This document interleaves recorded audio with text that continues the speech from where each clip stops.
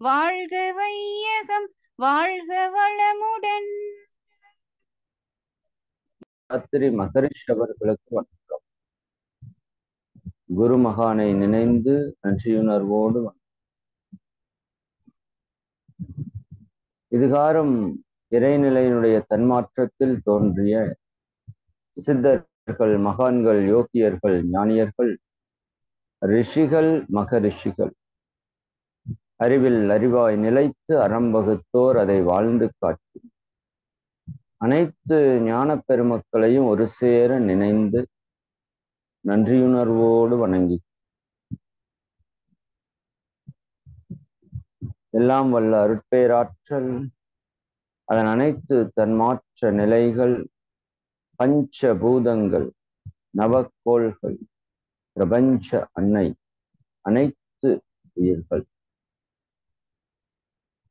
இறைநிலையும் அதன் அனைத்து தன்மாற்ற நிலைகளையும் ஒரு சேர நினைந்து நன்றியுணர்வோடு வணங்கும். அன்னை, தந்தை, ஆசான், குருமார்கள் தெய்வீக சக்திகளிடமிருந்து வரக்கூடிய தெய்வீக ஆசிகளை பரிபூரணமாக பெற்றுக்கொள்கிறோம். அனைவருக்கும் ஆசிகள். வாழ்க. தியானம், சுவாச தியானம். நமது நாசி துவாரத்தின் வழியாக மூச்சுக்காற்று உள்ளேயும் வெளியேயும் செல்வதை ஒரு சாட்சி பாவனையாக நின்று கூர்ந்து கவனி.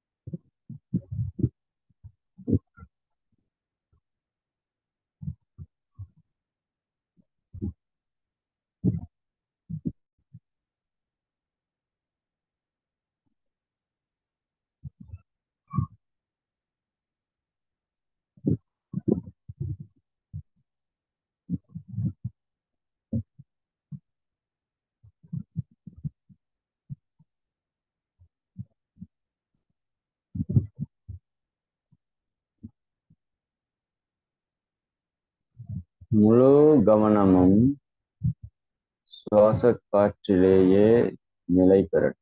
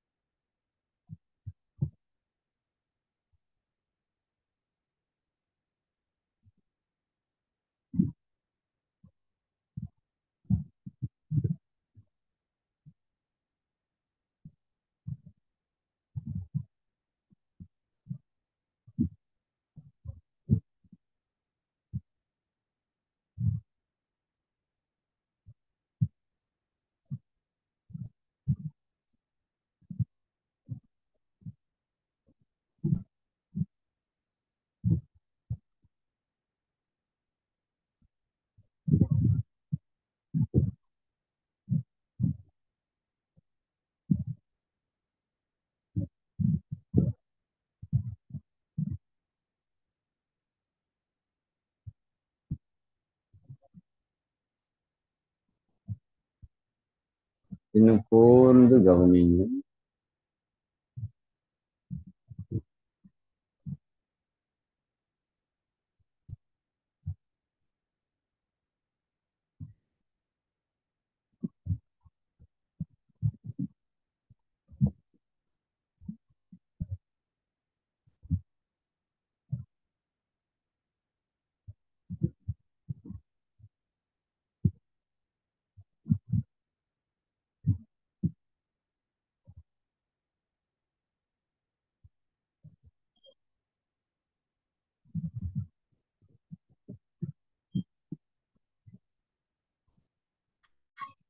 எண்ணங்கள் தோன்றினால் எண்ணத்தின் பின் செல்லாது. நான் தியானித்துக் கொண்டிருக்கின்றேன் என்ற உணர்வோடு சுவாசத்தையே கூர்ந்து கவனி.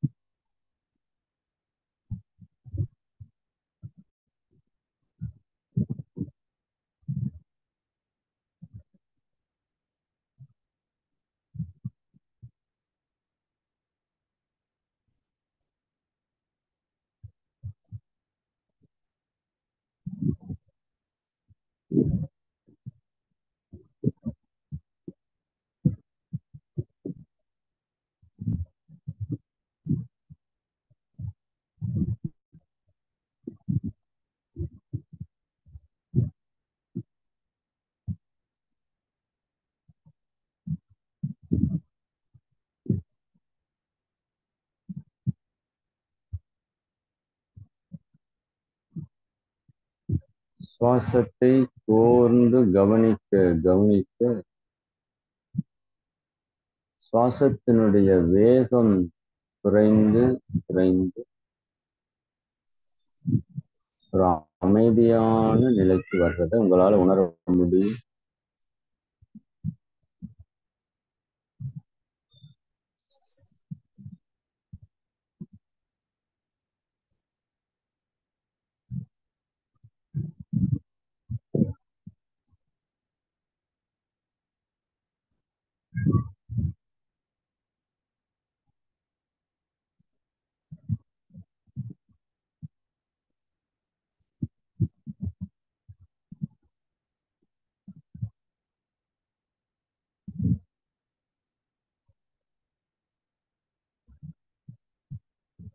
வாழ்க்கை இப்போ நம்முடைய மனம் அமைதியாக இருப்பதை அப்படியே உணர்ந்து பார். மனம் அமைதியாக இருக்கின்றது. இந்த அமைதியான மனதிற்கு அபரிமிதமான ஆற்றல் இருக்கு. இப்போ இந்த தவ ஆற்றலை உடல் முழுவதும் பரவி தலை உச்சியிலிருந்து இந்த தவ ஆற்றல் ஒவ்வொரு பகுதியா உடல் முழுக்க பரவும். தலைப்பகுதியை நினைத்துக் கொள். கழுத்து பகுதி, தோள்பட்டை கைகள், மார்பக பகுதி, வயிற்று பகுதி, இடுப்பு பகுதி, தடைகள், முழங்கால், கெண்டைக்கால்கள், பாதங்கள், பாத விரல்கள். தவ ஆற்றல் உடல் முழு பாய்ந்து நிரம்புகிறது. தவ ஆற்றலினால் உடலும் உள்ளமும் தூய்மையடைகிறது, மேன்மை பெறுகிறது. சங்கல் அருட்பேராற்றல் கருணையினால் உடல் நலம், நீலாயுள், நிறை செல்வம், உயர் புகழ், மெய்ஞானம் ஓங்கி வாழ்வோம். அருட்பேராற்றல் என்கின்ற தெய்வீக இறை சக்தியினுடைய கருணையினால் நான் நல்ல உடல் நலத்தோடு இருக்கின்றேன். நீண்ட நாள் ஆரோக்கியமாக வாழ். என் வாழ்விற்கு தேவையான எல்லா செல்வங்களையும் பலங்களையும் நிறைவாக பெற்றிருக்கிறேன். பிறருக்கு நன்மையே செய்யக்கூடிய குணத்தினால் அனைவரும் நம் வாழ்க வளமுடன் என்று வாழ்த்தக்கூடிய உயர் புகழை பெற்றிருக்கின்றனர். இறை சக்தியோடு இணைந்து எல்லா உயிர்களையும் பொருட்களையும் இறையாகவே கண்டு அன்பும் கருணையோடும் ஆனந்தத்தோடும் வாழ்கின்றேன். வாழ்க வளமுடன்.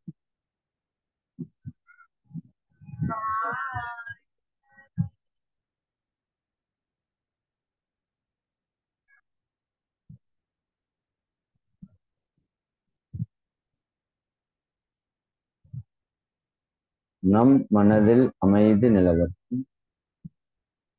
நம்மை சுற்றிலும் அமைதி நிலவும். உலகம் முழுவதும் அமைதி. ஒரு ஆழ்ந்த சுவாசம் எடுத்து ஓம் சாந்தி சாந்தி சாந்தி சொல்லி தவத்தை நிறைவு செய்ய. ஒரு ஆழ்ந்த சுவாசம் எடுத்து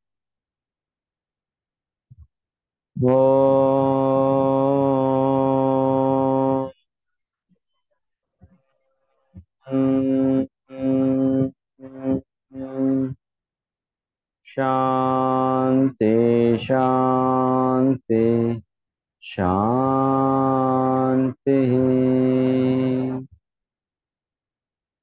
மெதுவாக கைகளை பிரித்து மென்மையாக தேய்த்து உள்ளங்கையிலே ஒற்றி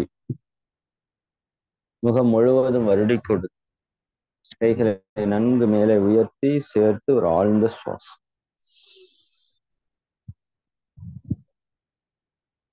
வாழ்கவன் வாழ்கவன் வாழ்கவன். மகிழ்ச்சி.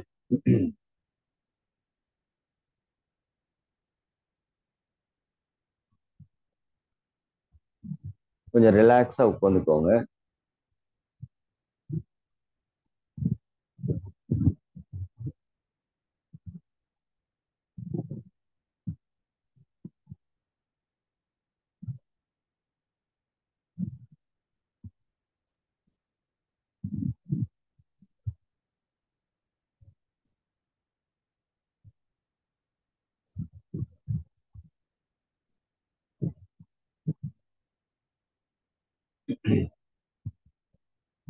வாழ்க வளம். வாழ்க வளம். வாழ்க வளமுடன். நண்பர்களே, மிக்க மகிழ்ச்சி.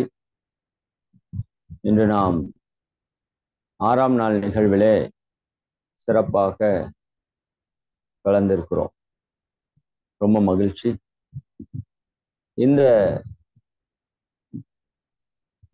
நிகழ்வுல நாம் தெரிந்து கொள்ள இருக்கிறது நம்முடைய உடல் ஆரோக்கியத்தினுடைய அவசியம். இன்னைக்கு நம்ம ஒரு பயிற்சி கொடுக்குறேன்ட்டு இருந்தோம். பயிற்சி இன்னைக்கு இல்லை, நாளைக்கு தான் அந்த பயிற்சியை கொடுத்துருக்கிறோம். நாளை அடுத்த வகுப்புல கொடுத்துருக்கோம்.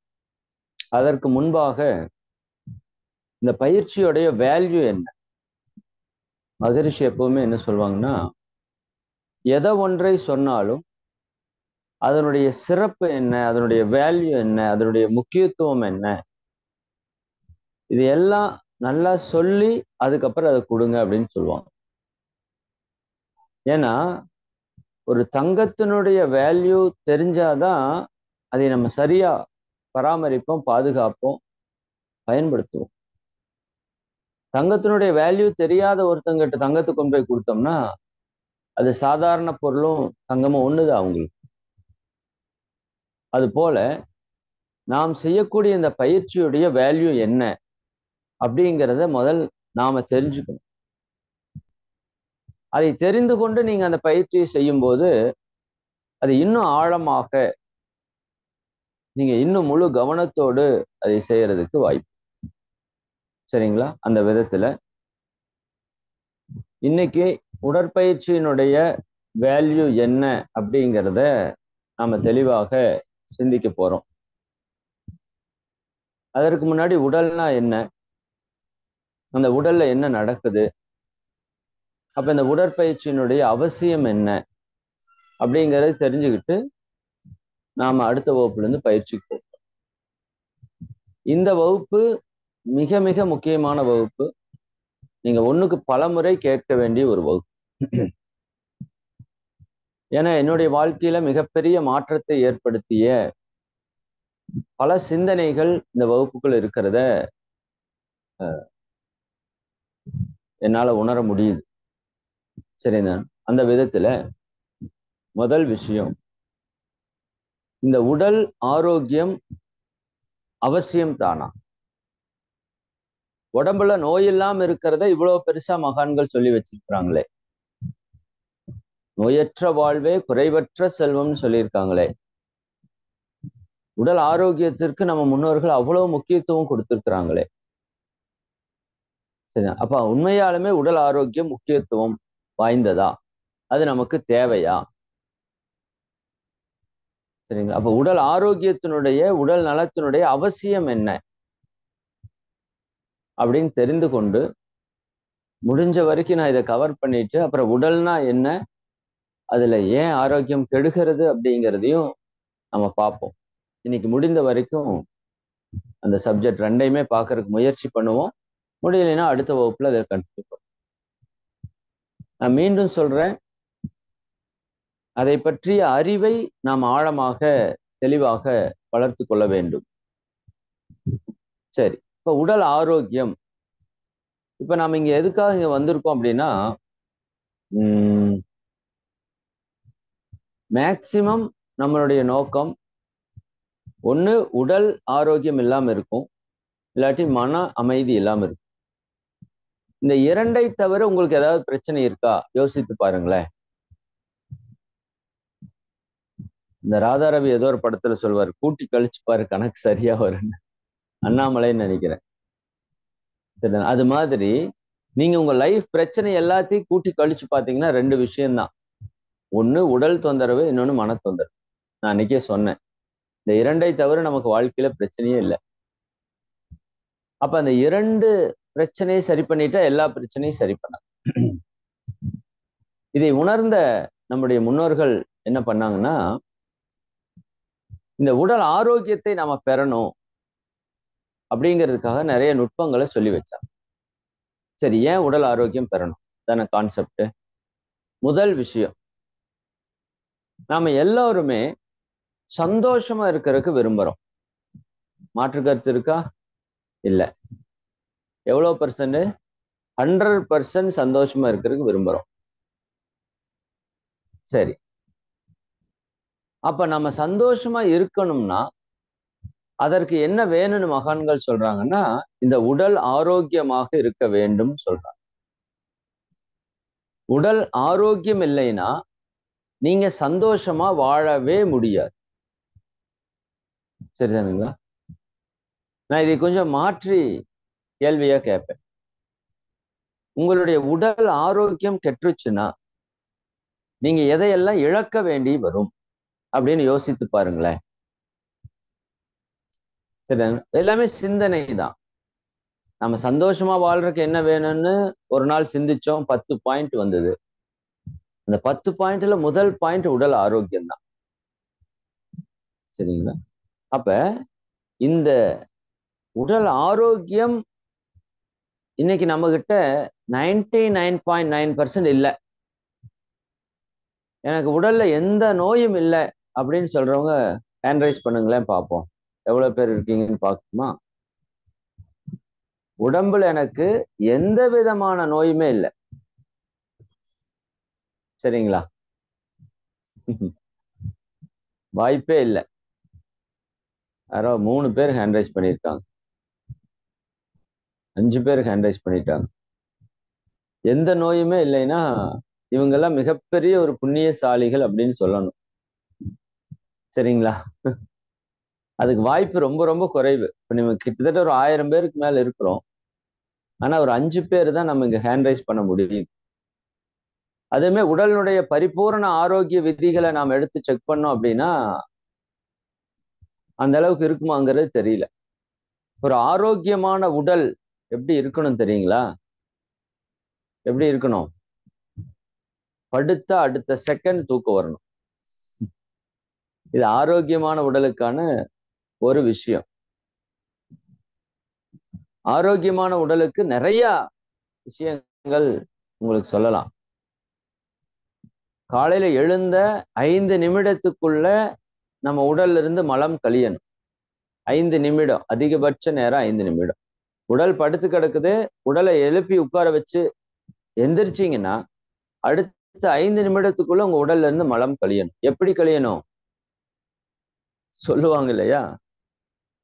பாட்டி சுருக்கு பையில காசு வச்சிருப்போம். அந்த சுருக்கு பையில மேல ஓபன் பண்ணி அதை திருப்பி பிடிச்சிங்கன்னா காசு எப்படி கொட்டும்? பொல பொல பொலன்னு கொட்டும். வித்தின் நோ செகண்ட்ல அது கொட்டி முடிச்சிடும். டபக்குன்னு கொட்டும் இல்லையா? அந்த மாதிரி நம்ம உடல்ல இருந்து மலம் போகணுமா. அதுதான் ஆரோக்கியமான உடல்னு சொல்லிட்டு உடல் ஆரோக்கிய வல்லுநர்கள், மகான்கள், யோகிகள் எல்லாம் சொல்றாங்க. சரிதானுங்களா? இப்படி இந்த உடலுக்கு நிறைய ஆரோக்கியத்துக்கு விதிமுறை வச்சிருக்காங்க. சரி, பரவாயில்ல. உடலுக்கு நோய் இல்லை அப்படின்னு சொல்றதே பெரிய விஷயம். ஆனா இன்னைக்கு உடல் நோய் இல்லாம யாருமே இல்லைங்கிற அளவுக்கு, அந்த அளவுக்கு உடல் நோயால நம்ம அதிகமா பாதிக்கப்படும். இந்த 5 பேர் ஹேண்ட் ரைஸ் பண்றாங்கன்னா இவங்க பிராக்டிஸ் பண்றவங்கள இருப்பாங்க, இல்லாட்டி வாய்ப்பு இல்லை. சரிங்களா? அப்ப நம்ம உடல்ல மேக்சிமம் எல்லாருக்கும் 1 நோயோ 2 நோயோ 4 நோயோ சர்வ சாதாரணமா எல்லாருக்கும் இருக்கு. இன்னைக்கு பிபி சுகர் எல்லாம் சர்வ சாதாரணமா எல்லாருக்கும் இருக்கிற நோயா மாறிடுச்சு. சரி, நம்ம கிட்ட உடல் ஆரோக்கியம் முழுசா இல்லை. சரி, இந்த உடல் ஆரோக்கியம் இல்லைன்னா நம்ம எதையெல்லாம் இழக்க வேண்டி வரும் அப்படின்னு நம்ம சிந்திச்சோம் அப்படின்னா, நீங்க வாய்ப்பு இருந்தா இந்த சிந்தனையை நீங்க உட்கார்ந்து, நான் சொல்றதை கேட்டுக்கோங்க. நீங்க தனிப்பட்டு உட்கார்ந்து நீங்களே சிந்திங்க. நேரடி வகுப்புனா நான் உங்ககிட்ட பதில வாங்கி வாங்கி நான் சொல்லுவேன். இது ஆன்லைன்னுங்காட்டி நானே நேரடியா சொல்ற மாதிரி இருக்கு. சரி, அப்போ முதல் விஷயம், என்னுடைய உடல் ஆரோக்கியம் இல்லைன்னா, சரிதானுங்களா, நான் என்னுடைய எல்லா சந்தோஷங்களையும் இழக்க வேண்டி வரும்னு நீங்க எழுதிக்க. எல்லா சந்தோஷத்தையுமே இழந்துருவீங்க. உடல் ஆரோக்கியம் இல்லைன்னா ஏதாவது ஒன்று உங்களுக்கு மகிழ்ச்சியை கொடுக்குமா? சத்தியமா கொடுக்காது. எந்த ஒரு விஷயம் உங்களுக்கு மகிழ்ச்சி. உடல் ஆரோக்கியம் மட்டும் போயிருச்சுன்னா இந்த பிரபஞ்சத்தையே கொண்டாந்து உங்ககிட்ட கொடுத்தாலும் நீங்க சந்தோஷமா இருப்பீங்க. சரி, நல்ல உணவு இருக்கு, சந்தோஷமா சாப்பிட முடியுமா? சரிங்களா? வாய்ப்பு இல்லை. சரியா? நல்ல உணவு இருக்கு, சந்தோஷமா சாப்பிட முடியாது. நல்ல டிவி ஓடுது, சந்தோஷமா பார்க்க முடியுமா? இங்க ஒரே தலைவலியா இருக்குன்னு வச்சுக்கோங்க, இல்ல காய்ச்சல இருக்கு, வாய்ப்பு இல்லை. நல்ல பாட்டு கேக்குது, இளையராஜா சார் மியூசிக்ல அப்படி ஒரு பாட்டு அப்படியே அற்புதமா இருக்கு, இங்க பேதியா போயிட்டு இருக்கு. உடல் ஆரோக்கியம் இல்லை, கேட்க முடியுமா? முடியாது. நல்ல அற்புதமான உணவு சாப்பிட முடியாது.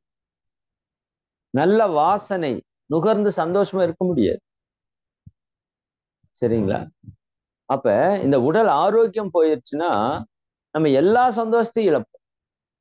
அன்பான மனைவி, அழகான குழந்தைகள், எதுவுமே நம்மளுக்கு மகிழ்ச்சி கொடுக்காது. இன்னும் கோடிக்கணக்கான சொத்துகள், சரிங்களா, நீங்க 10,000 கோடி கூட வச்சிருக்கலாம், ஆனா நீங்க மகிழ்ச்சியா இருப்பீங்களா? வாய்ப்பில்லை. சரிதானுங்களா? சரி, அதற்கு அடுத்து பொருளீட்ட முடியுமா? பொருள் எல்லாருக்கும் இவ்வுலகம் இல்லை. சரிங்களா? அப்ப பொருட்களை ஈட்ட முடியுமா உடல் ஆரோக்கியம் இல்லைன்னா? சிந்தனைக்கு எடுத்துக்கோங்க. பொருள் ஈட்ட முடியாது. ஈட்டிய பொருளை அனுபவிக்க முடியாது. பிறருக்கு தானம் செய்ய முடியாது.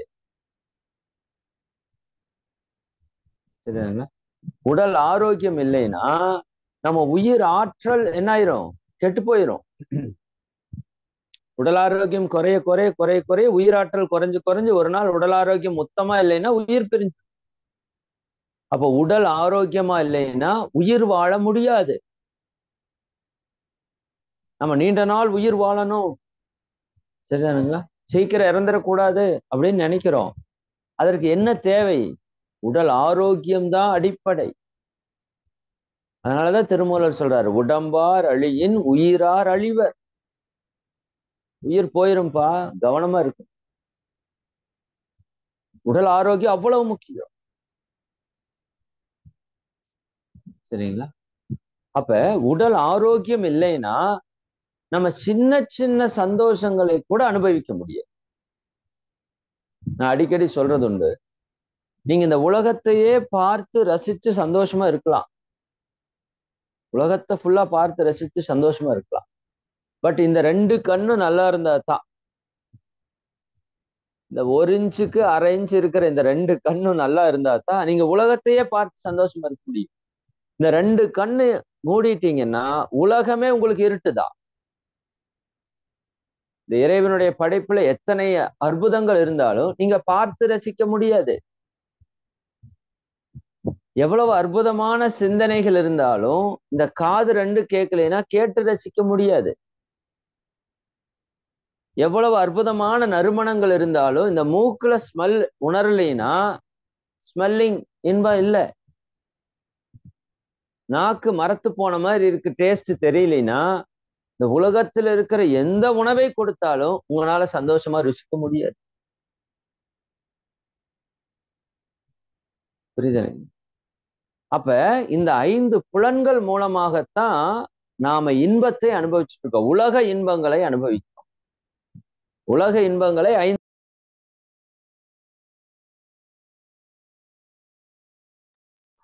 சரிங்களா?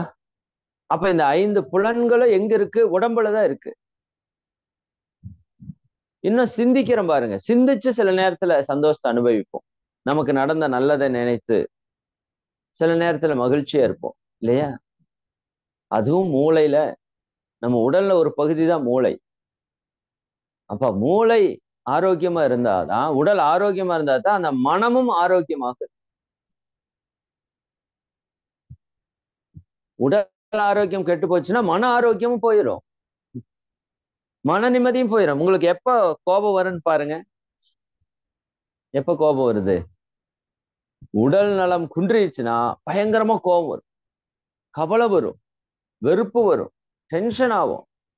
கவனிச்சு பாருங்க. சரிங்களா? ஒரு அம்மா தலைவலியில் இருக்காங்க. அவங்க நார்மலா இருக்கிறப்ப நார்மலா நீங்க போய் ஒரு டீ வேணும் காஃபி வேணும்னா போட்டு கொடுப்பாங்க. அம்மாவோ வீட்டுக்கார அம்மாவோ. அவங்க தலைவலியில் இருக்காங்கன்னு வச்சுக்கோங்க, சரியா? நீங்க சொன்னீங்கன்னா என்ன ஆகும்? நானே தலைவலியில் இருக்கேன், இவனுக்கு வேற வேலை இல்லை சொல்லுவாங்களா இல்லையா? அப்ப உடல் ஆரோக்கியம் இல்லைன்னா மனம் அமைதி இழந்து விடும். உடலும் மனமும் ஒன்று ஒன்று ஒட்டி இருக்கிறது. உடல் கெட்டா மனம் கெடும், மனம் கெட்டால் உடல் கெடும். அப்ப மனம் போல வாழ்க்கை. உடல் கெட்டால் மனம் கெடும்னா உங்க உடல் கெட்டால் உங்கள் மனம் கெட்டு, மனம் கெட்டால் வாழ்க்கையும் கெடும். உடல் கெட்டால் மொத்த வாழ்க்கையும் கெடும். சரிங்களா? அப்ப உடல் கெட்டால் அனைத்து துன்பங்களையும் நாம் இழக்க வேண்டி வரும். உடல் கெட்டால் உயிர் ஆற்றல் இழக்க வேண்டி வரும், உயிர் போயிரும். உடல் கெட்டு போச்சு அப்படின்னா, நோய் வந்துருச்சுன்னா மனம் நிம்மதி இருக்காது, மன அமைதி நம்ம இழக்க வேண்டி வரும். உடல் கெட்டால் குடும்பத்தில் அமைதி இருக்குமானா குடும்ப அமைதி இருக்காது. உடல் கெட்டால் தொழில் செய்ய முடியுமா? தொழில் செய்ய முடியாது. பொருளாதாரத்தை ஈட்ட முடியாது. ஈட்டிலைனா பரவாயில்ல, பொருளாதார இழப்பு வேற. எவ்வளவு இழப்பு பாருங்க. 10 வருஷமா குருவி போல கொஞ்சம் கொஞ்சமா சேர்த்தி வச்சதை கொரோனா டைம்ல எத்தனை பேர் 10 நாள்ல இழந்தாங்க சொல்லுங்க?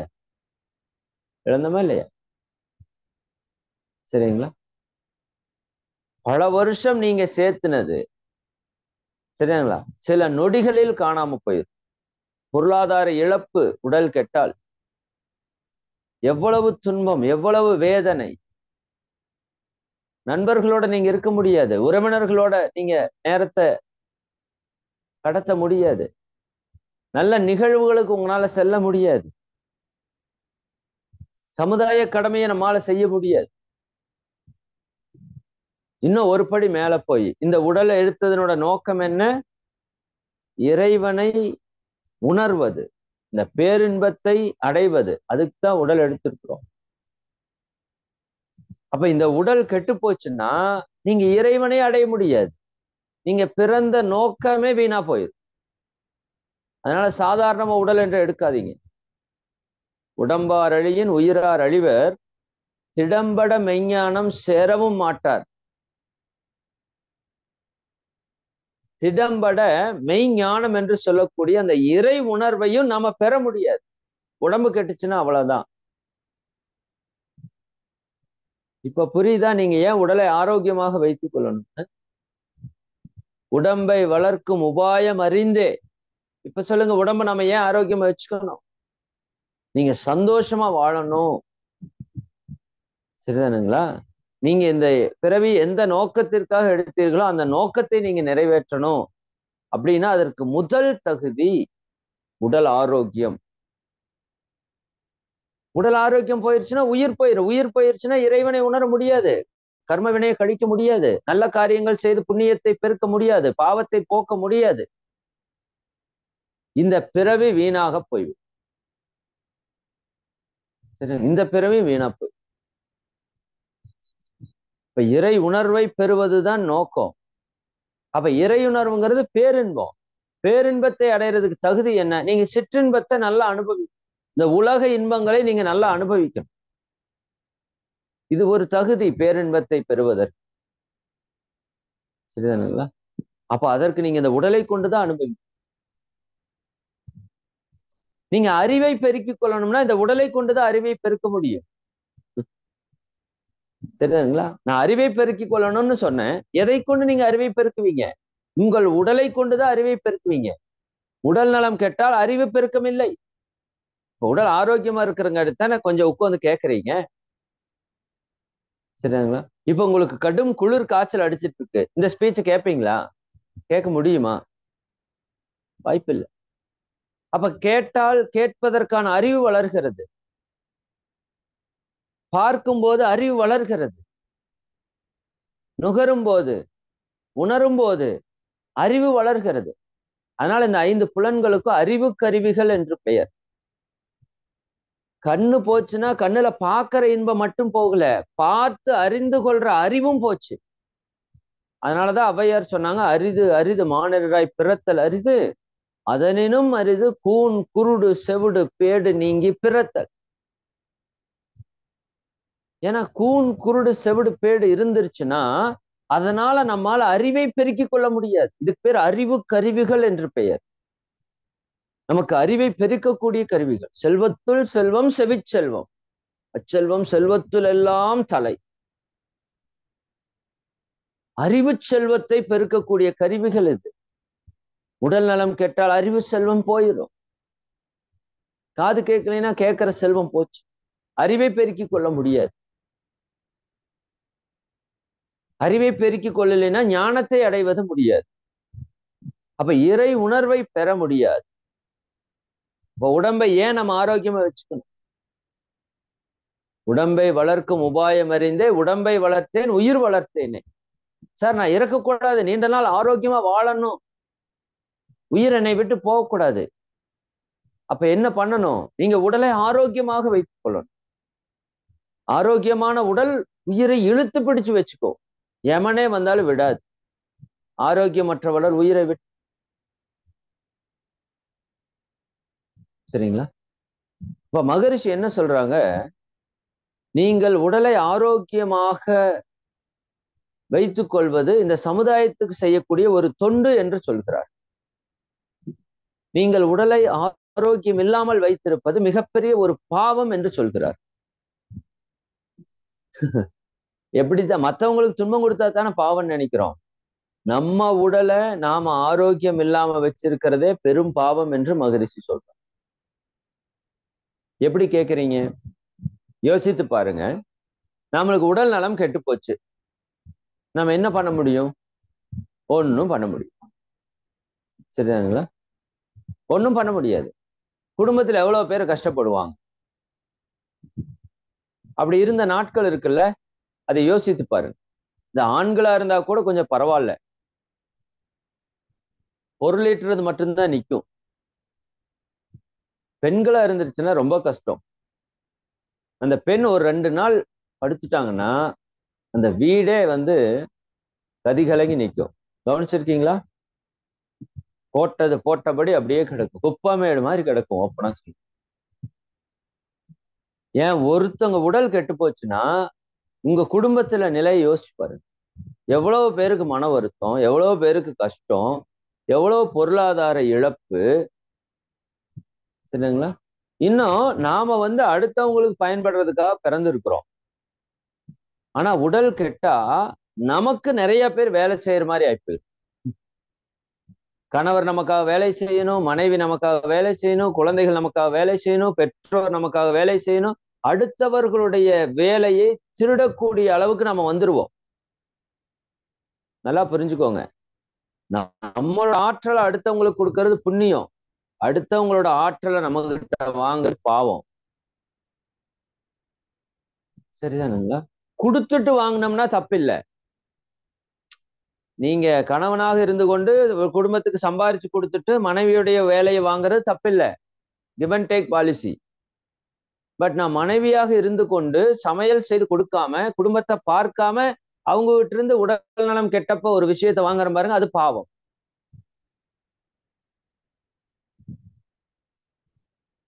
இப்போ கணவன் மனைவி இவங்களுடைய மகிழ்ச்சி, உடல் நலத்தையும் உடல் செயலை மட்டும் நம்ம வாங்குறது இல்ல. ஒரு மருத்துவர்கிட்ட போய் உட்கார்றோம், மருத்துவருடைய உழைப்பை வாங்குகிறோம், கடன் பெறுகிறோம். ஒரு நர்ஸோட உழைப்பை கடன் பெறுகிறோம். ஒரு மருந்து மாத்திரை கம்பெனிகளுடைய உழைப்பை கடன் பெறுகிறோம். எத்தனை பேருடைய உழைப்பை திருடுறோன்னு பாரு. கடன் பெறுகிறோன்னு நான் கொஞ்சம் ஒரு மரியாதையே சொல்றேன், திருடுறோம்.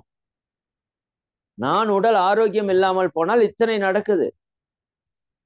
இன்னும் ஒருத்தர் வேலைக்கு போறாரு, அவர் உடல் ஆரோக்கியம் கெட்டு 10 நாள் லீவ் போட்டாரு, அந்த கம்பெனில எத்தனை பிரச்சனைகள் நிகழும் சிந்தனை செய்து பாருங்க. சாதாரண ஒரு விஷயமா இருக்கும், நமக்கு காய்ச்சல், உடம்பு சரியில்லை, 4 நாள் லீவ் போட்டங்கிறது. அந்த நிறுவனத்தில பல்வேறு பிரச்சனைகள் அங்க தொடங்கிரும். சரிங்களா? இன்னும் சொந்தக்காரன் ஊர்ல இருந்து வருவான். அவங்க எப்படி வருவாங்க? நம்ம ஆளுக்கு உடம்பு சரியில்லாம படுத்திருக்காரு, போய் சந்தோஷமா பார்த்துட்டோம், அப்படியே வருவாங்க. அவங்க மன வருத்தப்பட்டு வருவாங்க. சிலர் மன வருத்தப்பட்டு உண்மையில வருவாங்க.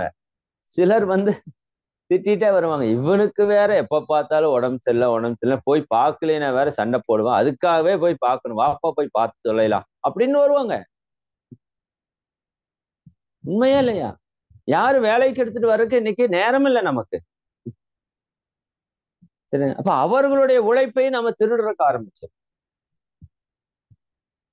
யோசனை பண்ணி பாருங்க, எத்தனை பாவத்தை செய்யறோம்னு உடல் நலத்தை கெடுக்கிறதால. நல்லா புரிஞ்சுக்கோங்க, நம்ம உடல் நலம் கெட்டு போச்சுன்னா நம்ம பாவிகளாக மாறிடும். அப்போ ஒரு மனிதனுக்கு முதல் தகுதி அவன் சந்தோஷமா வாழ்றதுக்கு என்னன்னு வள்ளலார் சொல்றாரு, உடலை ஆரோக்கியமாக வைத்து. இரண்டாவது தகுதி மனதை அமைதியாக வைத்துக் கொள்ளும். மூன்றாவது தகுதி பிறருக்கு என்ன செய்ய முடியுமோ செய்வது. இந்த 3 தாங்க மனிதனுக்கான தகுதின்னு வள்ளலார் சொல்ற. இப்போ உடல் ஆரோக்கியம் போயிருச்சுன்னா நான் மிகப்பெரிய கடனாளியாக, சமுதாயத்திலிருந்து உழைப்பை திருடக்கூடிய ஒரு நபராக நான் மாறிடுவேன். அது எனக்கு ஒரு பெரிய பாவம். அதனால மகிழ்ச்சி என்ன சொல்றாரு, நீங்க உடலை ஆரோக்கியமாக வைத்திருப்பதே இந்த சமுதாயத்துக்கு செய்யக்கூடிய ஒரு தொண்டு. பாருங்க, நான் உடல் ஆரோக்கியமா இருக்குது, நான் இன்னைக்கு சமுதாயத்துக்கு பயன்படுறேன், என்னோட குடும்பத்துக்கு நான் இன்னைக்கு பயன்படுறேன், நான் பிறருக்கு பயன்படுறேன். நல்லா புரிஞ்சுக்கோங்க, இந்த இடத்துல ஒரு மிகப்பெரிய ரகசியத்தை சொல்றேன், ஆழமா உள் வாங்கிக்கோங்க.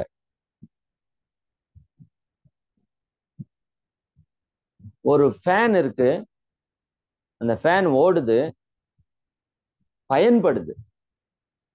ஒரு லைட் இருக்கு, அது எரியுது, பயன்படுது. ஒரு செல்போன் இருக்குது, அது இயக்கத்தில் இருக்குது, பயன்படுது. இப்ப அந்த ஃபேன் ஓடல, பயன்படலைன்னு வச்சுக்கோங்க. கொஞ்சம் சரியெல்லாம் பண்ணி பாக்குறீங்க, சரி ஆகல, என்ன பண்ணுவீங்க? உங்க வீட்டுல 10 ஆண்டுகளா ஓடிய ஒரு ஃபேன், அல்லது 20 ஆண்டுகளா ஓடிய ஒரு ஃபேன் இன்னைக்கு ஓடல, என்ன பண்ணுவீங்க? தூக்கி குப்பையில போட்டு, அதானே பண்ணுவீங்க. இல்லாட்டி காயிலாங்கடைக்கு வர சொல்லி கொடுப்பீங்க, ஈயம்பித்தாளுக்கு பேரிச்ச பழத்துல கொடுப்பீங்க, அதானே பண்ணுவீங்க. ஓடுற வரைக்கும் ஃபேனோட வேல்யூ, ஓட்டத்தை நிறுத்துச்சுன்னா அது வேஸ்ட். நல்லா மனசுல வச்சுக்கோங்க, ஓட்டத்தை நிறுத்திருச்சுன்னா அதுக்கு பேர் வேஸ்ட். லைட் எரியிற வரைக்கும் பயன்படுத்துவோம், நிறுத்திருச்சுன்னா அது வேஸ்ட். எந்த பொருளும் அப்படித்தான். யாருமே இது எங்க வீட்டுல 10 வருஷமா எங்களுக்கு காப்பை கொடுத்த ஃபேன் அப்படின்னு சொல்லி எடுத்து ரெக்கார்ட் பண்ணி எங்கேயும் வந்து போட்டோவெல்லாம் அடிச்செல்லாம் மாற்றுறதில்லை. ஓடுற வரைக்கும் பயன்படுத்துவோம், ஓடிலைன்னா வேஸ்ட். நல்லா புரிஞ்சுக்கோங்க, அந்த ஃபேனுக்கும் நமக்கும் மாற்று கருத்தே கிடையாது. இது வந்து தவறா எடுத்துக்காதீங்க, இது உண்மை. சிந்திச்சு பார்த்தீங்கன்னா தெரியும். உங்க உடல் ஆரோக்கியம் கெட்டு போச்சு, படுத்த படுக்கையா இருக்கிறீங்க. உதாரணத்துக்கு சிந்திங்க. விவேகானந்தர் சொல்றார், நீங்க எதிர்மறையாக சிந்திப்பது கூட உங்களை நேர்மறையான பாதைக்கு அழைத்து செல்லும்னு சொல்றாரு. சிலவற்றை எதிர்மறையா சிந்திங்க. இப்ப நமக்கு உடல் ஆரோக்கியம் கெட்டு போச்சு, படுத்த படுக்கையா இருக்கீங்க, யூரின் மோஷன் எல்லாம் பெட்லயே போகுதுன்னு வச்சுக்கோ. அதை விட ஒரு கொடுமை உங்க வாழ்க்கையில கிடையாது. அதனால இறைவன்ட்டே நம்ம என்ன வேண்டோம், இறைவா படுக்காம போயிடணும், எல்லா வேலையும் செஞ்சுட்டு நைட்டு படுக்கணும், காலையில இருக்கக்கூடாது. அப்படி ஒரு இறப்பை எனக்கு கூடன்னு எத்தனை பேர் வேண்டாங்க தெரியுங்களா? நம்ம பிரதமர் மோடி ஐயா கூட ஒரு உரை பேசி இருக்கிறப்ப நான் கேட்டேன், ஒரு 2-3 ஆண்டுகள் இருக்குன்னு நினைக்கிறேன். அதுல நீங்க இறைவன்ட்ட என்ன கேட்பீங்கன்னு கேட்டா அவர் சொல்றாரு, நைட்டு படுத்தா காலையில இருக்கக்கூடாது, அதுதான் இறைவன்ட்ட என்னுடைய பிரார்த்தனைங்க. இது எவ்வளவு பெரிய விஷயம் தெரியுங்களா? இது உடல் நலம் கெட்டு படுத்த படுக்கையாயி கஷ்டப்பட்டாதான் அந்த வேல்யூ தெரியும், அது வரைக்கும் தெரியாது. இப்ப படுத்த படுக்கையா யூரின் மோஷன் எல்லாம் பெட்ல போகுது. இப்ப பாத்துக்கிறவங்க எப்படி பார்த்து, ஒரு 2 நாள் 3 நாளைக்கு அன்பா பாத்துக்குவாங்க, மாற்று கருத்து இல்லை. நம்ம குழந்தையாவே இருக்கட்டும், நம்ம பையனாவே இருக்கட்டும், பிள்ளையாவே இருக்கட்டும், 2 நாள் 3 நாள், அதிகபட்சம் 10 நாள் 20 நாள், 1 மாசம் பார்த்துப்பாங்க. 1 மாசத்துக்கு மேல சலிப்பு தட்டாது, கஷ்டமா இருக்காது. என்ன தோணும் அவங்களுக்கு? உங்களுக்கு என்ன தோணும்? உங்க வீட்டுல ஒருத்தவங்க அப்படி படுத்து உங்களை பார்த்துக்க சொல்லிட்டு உங்களுக்கு என்ன தோணும்? நீங்க எவ்வளவுதான் அன்பும் கருணையுமான நபரா இருந்தாலும் ஒரு க்ஷணத்துல மனதுல ஒரு ஒரு துன்பம் வரும். என்ன இப்படியே இது இருக்கிறதுக்கு செத்து தொலைஞ்சா பரவாயில்ல. சொல்லுவோமா மாட்டோமா? சொல்லுவோம், கண்டிப்பா சொல்லுவோம். சரிதானுங்களா? ரெண்டாவது, படுத்து இருக்கிறவங்களுக்கும் எப்படி இருக்கும், இன்னும் ஒரு 10 வருஷம் எப்படியே படுத்துக்கலான்னு இருக்கும். அட இறைவா, உயிரை எப்படியாச்சும் போக்கிரு, ஏன் இந்த உடல் நோயோட என்னை இப்படி படுத்துற கேட்போமா இல்லையா? நல்லா புரிஞ்சுக்கோங்க, இந்த உடல் ஆரோக்கியமா இருக்கிற வரைக்கும் தான் உங்களுக்கும் எனக்கும் வேல்யூ. இந்த உடல் ஆரோக்கியம் கெட்டு போச்சுன்னா தூக்கி குப்பையில போட்டுருவாங்க. தப்பா நினைச்சுக்காதீங்க, இதுதான் உண்மை. இன்னைக்கு அவங்கவுங்கள பாத்துக்கிறதுக்கே அவங்கவுங்களுக்கு நேரம் பத்தல. இன்னைக்கு நம்மளை பாத்துக்கிற அளவுக்கெல்லாம் யாருக்கு இங்க நேரம், காலம், பொறுமை எல்லாம் இல்லை. இதுதான் சமுதாய சூழல், ஏற்றுக்கொள்ளணும், வேற வழி இல்லை. சரிங்களா? அப்போ இந்த உடல் ஆரோக்கியமா இருந்து நாம மற்றவங்களுக்கு பயன்படுற வரைக்கும் தான் பயன்பாடு. உடல் ஆரோக்கியம் கெட்டு போய் நாம வேஸ்டா மாறிட்டா தூக்கி குப்பையில போட்டுருவாங்க. நீங்க யாரா இருந்தாலும் என்னவா இருந்தாலும் சரி. கோடிக்கணக்கில் பணம் வச்சிருந்தீங்கன்னா வேணா யாரா ஒரு 2 பேர் ஆளை போட்டு பாத்துக்கலாம், அந்த ஆளு உங்களை நல்லா பாத்துக்குமான்னு சொல்ல முடியாது. புரியுதா? என்னை பொறுத்த வரைக்கும் உடல் ஆரோக்கியம் கெடுவது என்பது மொத்த இன்பத்தையும் நாம் இழப்பதற்கு சமம். நான் முதல் நாள் உங்களுக்கு சொல்லியிருப்பேன்னு நினைக்கிறேன். என்ன இந்த ஒரு ஒரே நிமிடம்.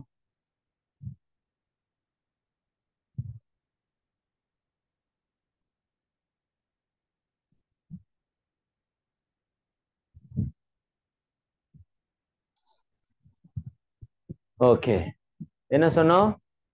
திருப்பதி லட்டு இனிமேல் மறக்கவே கூடாது. திருப்பதி லட்டு இப்ப கொண்டாந்து கொடுங்க, இந்த 1000 பேருக்கு கொடுத்தா அப்படி சந்தோஷமா மகிழ்ச்சியா ஆனந்தமா சாப்பிடுறோம் இல்லையா? ஆனா இதே உடல் நலம் கெட்டு போயிடுச்சுன்னா அதே திருப்பதி லட்டு, அதே திருப்பதி லட்டு, அதே திருப்பதியில அதே சக்கரை போட்டு செய்த லட்டு உங்களுக்கு கசப்பைத்தான் கொடுக்கும். அப்ப திருப்பதி லட்டு சந்தோஷத்தை கொடுக்கணுமா துக்கத்தை கொடுக்கணுமான்னு தீர்மானிப்பது லட்டு கிடையாது, நீங்க, நாம, நம்மளோட உடல் ஆரோக்கியம். உடல் ஆரோக்கியமா இருந்தா லட்டு இன்பத்தை கொடுக்கும், உடல் ஆரோக்கியம் கெட்டால் லட்டு துன்பத்தை கொடுக்கும். லட்டுங்கிறது ஒரு உதாரணத்துக்கு சொன்னேன். இந்த உடல் ஆரோக்கியமா இருந்தால் கூழ் கூட அமிர்தமாக இருக்கும். உடல் ஆரோக்கியம் கெட்டால் அமிர்தம் கூட விஷமாகிவிடும். உடல் ஆரோக்கியமா இருந்தா சரிதானுங்களா, எல்லா விஷயமும் உங்களுக்கு மகிழ்ச்சியை கொடுக்கும். உடல் ஆரோக்கியம் கெட்டால் எல்லாமே உங்களுக்கு துக்கத்தை கொடுக்கறதாக மாறிடும். சரிங்களா? அந்த விதத்துல இந்த உடல் ஆரோக்கியம் என்பதுதான் நம்முடைய முதல் சொத்து. சரிதானுங்களா? நம்முடைய முதல் சொத்து இந்த உடல் ஆரோக்கியம் தான். சரி, இப்ப உங்ககிட்ட நான் இத்தனை பேசியும் புரியாதத இந்த ஒரு விஷயம் புரிய வச்சுன்னு பாருங்களேன். இவ்வளவு தூரம் நான் உடல் ஆரோக்கியத்தினுடைய முக்கியத்துவத்தை தான் பேசியிருக்கேன். சரிதானா? சரி, ஆனா இந்த ஒரு விஷயம் உங்களுக்குள்ள பெரிய தாக்கத்தை ஏற்படுத்தும். பழைய அன்பர்கள், இந்த சிந்தனையை கேட்ட அன்பர்கள் யாரோ ஒரு சிலர் இருந்தீங்கன்னா நீங்க அதை பத்தி சொல்ல வேண்டாம், மற்றவங்க அதைய செய்யலாம். சரிதாங்களா? இப்போ உதாரணத்துக்கு இப்ப இங்க கிட்டத்தட்ட ஒரு 1000 பேர் இருக்குன்னு வச்சுக்கோங்க. இந்த 1000 பேர்ல எவ்வளவு பேருக்கிட்ட 100 கோடி பணம் இருக்கு? தெரிஞ்சவங்க சொல்ல வேண்டாம், தெரியாதவங்க ஹேண்ட் ரைஸ் பண்ணுங்க, இல்ல சேட்ல எஸ்ன்னு போடுங்க, இல்லைன்னா நோன்னு போடுங்க. ஏதாவது ஒண்ணு போடுங்க, சேட்லயோ அல்லது யூடியூப் மெசேஜ்லயோ பாக்ஸ்லயோ. 100 கோடி சொத்து இருக்கிறவங்க, இன்கம் டேக்ஸ் ஐடிக்கெல்லாம் சொல்ல மாட்டோம். சரிங்களா? சும்மா சொல்லுங்க, 100 கோடி சொத்து இருக்கிறவங்க. ஏப்பா நீ வேற, 100 கோடி சொத்து இருந்தா நாங்களாம் இப்படியே இருப்போம் அப்படி நிறைய பேர் நினைக்கிறீங்க, கேக்குது. சரிண்ணா? நோனா நோன்னு போடுங்க, எஸ்னா எஸ்ன்னு போடுங்க. யாரோ ஒரு சிலர் இருக்கிறதுக்கு வாய்ப்பு இருக்கு. ஏன்னா அவ்வளவு பணம் இருந்தா இந்த மாதிரி ஒரு நல்ல சிந்தனை கேட்கறதுக்கான சூழல் கூட அவ்வளவு சீக்கிரம் அமையாது. சரிதானுங்களா? பணம் இல்லாம இருக்கிறது கூட நமக்கு ஒரு விதத்துல நல்லதுதான். சரி, ஊருப்பட்ட பேர் எல்லாமே நோன்னு தான் போட்டிருக்கீங்க. ஓகே, கன்ஃபார்ம் யாருகிட்டையும் இல்ல, 100 கோடி இல்லையா? ஓகே ஓகே, சரி பரவாயில்ல. எல்லாரும் கால்குலேட் பண்ணிட்டீங்களா நல்லா? உங்களோட சொத்து விபரம், இடம், காரு, நகை, நட்டு, வீடு, வாகனங்கள், பேங்க்ல இருக்கிற டெபாசிட் எல்லாமே எடுத்து கணக்கு போட்டீங்க. யாருக்கிட்டையும் 100 கோடி சொத்து இல்லை, கன்ஃபார்ம். சரி, ரைட். தெளிவா இருக்கீங்கல்ல? சரி, நான் உங்களுக்கு 100 கோடி கொடுக்குறேன். 100 கோடி கொடுக்குறேன், யாராச்சும் வாங்கியாவது கொடுக்குறேன். சரிங்களா? 100 கோடி கொடுக்குறேன். எவ்வளவு பேர் உங்களோட ஹார்ட்டை கொடுக்கறதுக்கு தயாரா இருக்கு? ஹார்ட்னா இப்படி போட்டு அம்புக்குறி விட்டு கொடுக்கறது இல்ல. சரியாண்ணா? ஒரிஜினலா உங்களோட ஹார்ட்டை கொடுக்கறதுக்கு நீங்க எவ்வளவு பேர் தயாரா இருக்கு? எஸ்ஸா? அதுக்கு நோவா? சரியானுங்களா? அதுக்கு நோதான். சரியானுங்களா? Very good. எல்லாருமே நோனே போடுறீங்க. சரி போடுங்க, எவ்வளவு பேர் எஸ்ன்னு யாராவது ஒருத்தர் போடுங்க, நான் வேணா கான்டாக்ட் பண்றேன். சரிங்களா? 100 கோடி கொடுக்கலாம், உங்க ஹார்ட்டை கொடுக்க தயாரா? சரி, ஹார்ட் வேண்டாங்க, அதாவது பெரிய உறுப்பு, சின்ன உறுப்பு, கொஞ்சம் சின்ன உறுப்பா கேட்கலாமா? சரிங்களா? 2 கிட்னியும் கொடுத்துருங்க, 100 கோடி. 2 கிட்னி தான். ஏப்பா ஏதோ வீட்டுல சட்னி கேட்கற மாதிரி கேட்கறையா அப்படின்னு நினைக்கிறீங்க இல்லையா? ஐயோ, வேல்யூ தெரியணும்ல. 2 கிட்னி கொடுத்துருங்க, 100 கோடி. ஓகேவா? 2 எல்லாம் கொடுக்க மாட்டேன்ப்பா, 1 வேணா கொடுத்துட்றேன், 50 கோடி கொடு, டெபாசிட் பண்ணிட்டு லைஃபை என்ஜாய் பண்ணிடுறேங்கிறீங்க. அப்படியெல்லாம் கிடையாது, 2 கிட்னியும் கொடுக்கும். கொடுப்பீங்களா? Not okay. சரிங்க, ஒரே ஒரு லிவர் கொடுத்துட்றீங்களா? ஒரு நுரையீரல் கொடுத்துடலாமா? சொல்லுங்க. சரிதானுங்களா? சரி, இதெல்லாம் எடுத்தா கூட உயிர் போயிடும், கொடுக்கவே மாட்டீங்க. 100 கோடி இல்ல, 1000 கோடி கொடுத்தா கொடுப்பீங்களா? கொடுக்க மாட்டீங்க. 1000 கோடி இல்ல, 10,000 கோடி கொடுத்தா கொடுப்பீங்களா? கொடுக்க மாட்டீங்க. என்ன கொடுத்தா கொடுப்பாங்க, போயா கம்முன்னு. சரிதானே? இதை கொடுத்துட்டு எப்படி வாழ்றது? தெரியுது இல்ல? புரியுது இல்ல? சரி, இது கொடுத்தா உயிர் போயிடும். சரி, 100 கோடி கொடுக்குறேன், 2 கண்ணை மட்டும் நோண்டிக்கலாமா? உயிரெல்லாம் போகாது, பரவாயில்லையா? நோண்டிக்கலாமா? எவ்வளவு பேருக்கு ஓகே? யாருக்கும் ஓகே கிடையாது. 100 கோடி கொடுத்து நாக்க மட்டும் கட் பண்ணிக்கலாமா? புரியுதா நான் என்ன சொல்றேன்னு? எத்தனாயிரம் கோடி கொடுத்தாலும் கிடைக்காத ஒரு பொக்கிஷம் இறைவன் நமக்கு கொடுத்திருக்கிறான். இதனோட வேல்யூ இத்தனை நாள் தெரியல. அதுதான் பிரச்சனை. நான் சொன்னேன்ல, சரி, குரங்கு கையில பூமாலை. குரங்குக்கு பூமாலையோட வேல்யூ தெரியாது. ஆழியார்ல நிறைய குரங்கு இருக்கும். நீங்க பேக்ல செல்போன் எல்லாம் வச்சிருந்தீங்கன்னா டப்புன்னு தூக்கிட்டு மேல போயிடும். மேல போய் ஒவ்வொரு பார்ட்டா கழட்டி கழட்டி கீழே போடும். மேல இருந்து டொம்முன்னு கீழே போட்டு உடஞ்சதெல்லாம் நான் பார்த்துருக்கேன். ஏன்னா குரங்குக்கு 20,000 ரூபாய் 30,000 ரூபாய் செல்போனோட வேல்யூ தெரியாது. அது ஐபோன் தெரியாது, 1 லேக்னு தெரியாது. தெரியலன்னா செல்போன் அப்படிதான் குரங்கு பண்ணும். அப்ப வேல்யூ தெரியாத ஒண்ணு அது எப்படி ஹேண்டில் பண்ணுதோ அப்படி நமக்கு இந்த உடலோட வேல்யூ தெரியல. இப்ப எத்தனாயிரம் கோடி கொடுத்தாலும், ஏன் இந்த பூமியவே உங்க பேர்ல எழுதி வச்சாலும், இந்த பிரபஞ்சத்தையே உங்களுக்கு கொடுத்தாலும் நீங்க உங்க உடலை கொடுக்க தயாரா இல்லை. அப்ப உங்க உடலோட வேல்யூ என்ன, மதிப்பென்ன? விலை மதிப்பற்ற ஒரு பொக்கிஷத்தை நீங்கள் வைத்திருக்கிறீர்கள். உங்களோட சொத்தினோட மதிப்பு என்ன? பல்லாயிரம் கோடி கொடுத்தாலும் மதிப்பிட முடியாத அளவுக்கு ஒரு சொத்தை வச்சுக்கிட்டு என்கிட்ட சொத்து இல்லை சொத்து இல்லைன்ட்டு இனிமேல் அப்படி சொல்லாதீங்க. சரி, இறைவன் ஒரு மிகப்பெரிய சொத்தை நமக்கு கொடுத்திருக்கிறான். அற்புதமான உடலை கொடுத்திருக்கிறான். சரிங்களா? 120 ஆண்டு காலம் 480 கோடி முறை நிற்காமல் துடிக்கக்கூடிய ஒரு இருதயத்தை கொடுத்திருக்கிறான். சாதாரணமல்ல உங்க இருதயத்தினுடைய மதிப்பு. சரிதானுங்களா? ஒரு நிமிஷத்துக்கு 72 முறை துடிக்குது. ஒரு நாளைக்கு 1,00,000 முறை துடிக்குது. ஒரு வருஷத்திற்கு 1 கோடி முறை துடிக்குது.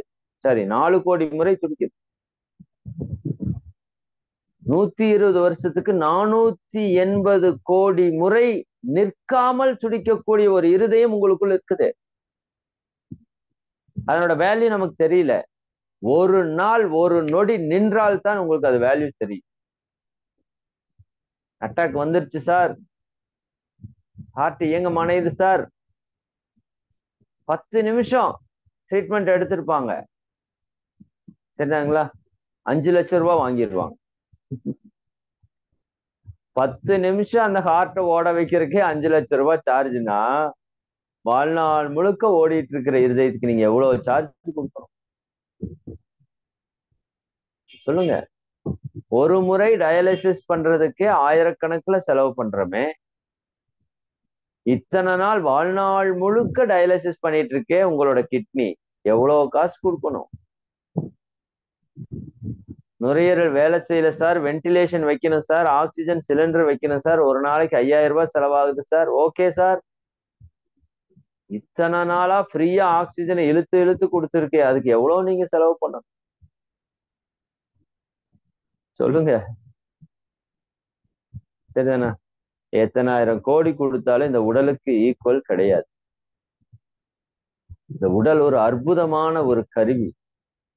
இறைவன் நாம் இந்த பூமியில சந்தோஷத்தை அனுபவிச்சு அந்த புலன் கடந்த அந்த இறைவனோட இணைந்து பேரானந்தத்தை அனுபவிக்கணுங்கிறதுக்காக உருவாக்கி கொடுத்த ஒரு அற்புத படைப்பு நம்முடைய உடல். யோசித்து பாருங்க, சிந்திச்சு பாருங்க. சரிங்களா? இந்த உடலை பற்றிய மதிப்பு தெரியாததால, இந்த உடல் ஆரோக்கியத்தினுடைய முக்கியத்துவம் தெரியாததால கண்ட செயல்களை எல்லாம் செய்து இந்த உடலை சின்னாபின்னமாக்கி வைத்து, உடலை எப்படி ஹேண்டில் பண்ணணும்னு தெரியாததுனால, உடலை தவறாக பயன்படுத்தி இன்னைக்கு உடலை ஃபுல்லா டேஞ்சர் பண்ணி வச்சிருக்கோம், ஓட்டையாக்கி வச்சிருக்கோம். சரிங்களா? அப்ப இந்த உடல் உங்ககிட்ட இருக்கிற விலை மதிப்பற்ற ஒரு சொத்து, ஒரு பொக்கிஷம். இனிமேல் அதை பாக்குறப்ப அப்படி பாரு. எப்பவுமே ஒண்ணு நல்லா புரிஞ்சுக்கோங்க, எதுவுமே இல்லாதப்பதான் வேல்யூ தெரியும். லேடிஸ் அடிக்கடி சொல்லுவாங்க சண்டை வந்துருச்சுன்னா, நான் இல்லாதப்பதாயா உனக்கு புத்தி வரும். அது மாதிரிதான் இந்த உடலும், அது கெட்டாதான் நமக்கு புத்தி வரும். இந்த கொரோனா டைம்ல கெட்டும் நமக்கு புத்தி வரல, அதுதான் பிரச்சனை. நான் என்ன நினைச்சேன்னா, கொரோனா டைம்ல நிறைய உடல்நல பாதிப்பு வந்தது, கஷ்டம்தான். ஆனா இறைவன் நமக்கு ஒரு அவேர்னஸ் கொடுக்குறான். இந்த உடல் நலத்துக்கு மேல ஒண்ணும் இல்லை. உலகமே நினைச்சாலும் இந்த உடல் நலம் கெட்டுருச்சுன்னா உங்களை யாராலையும் காப்பாற்ற முடியாது.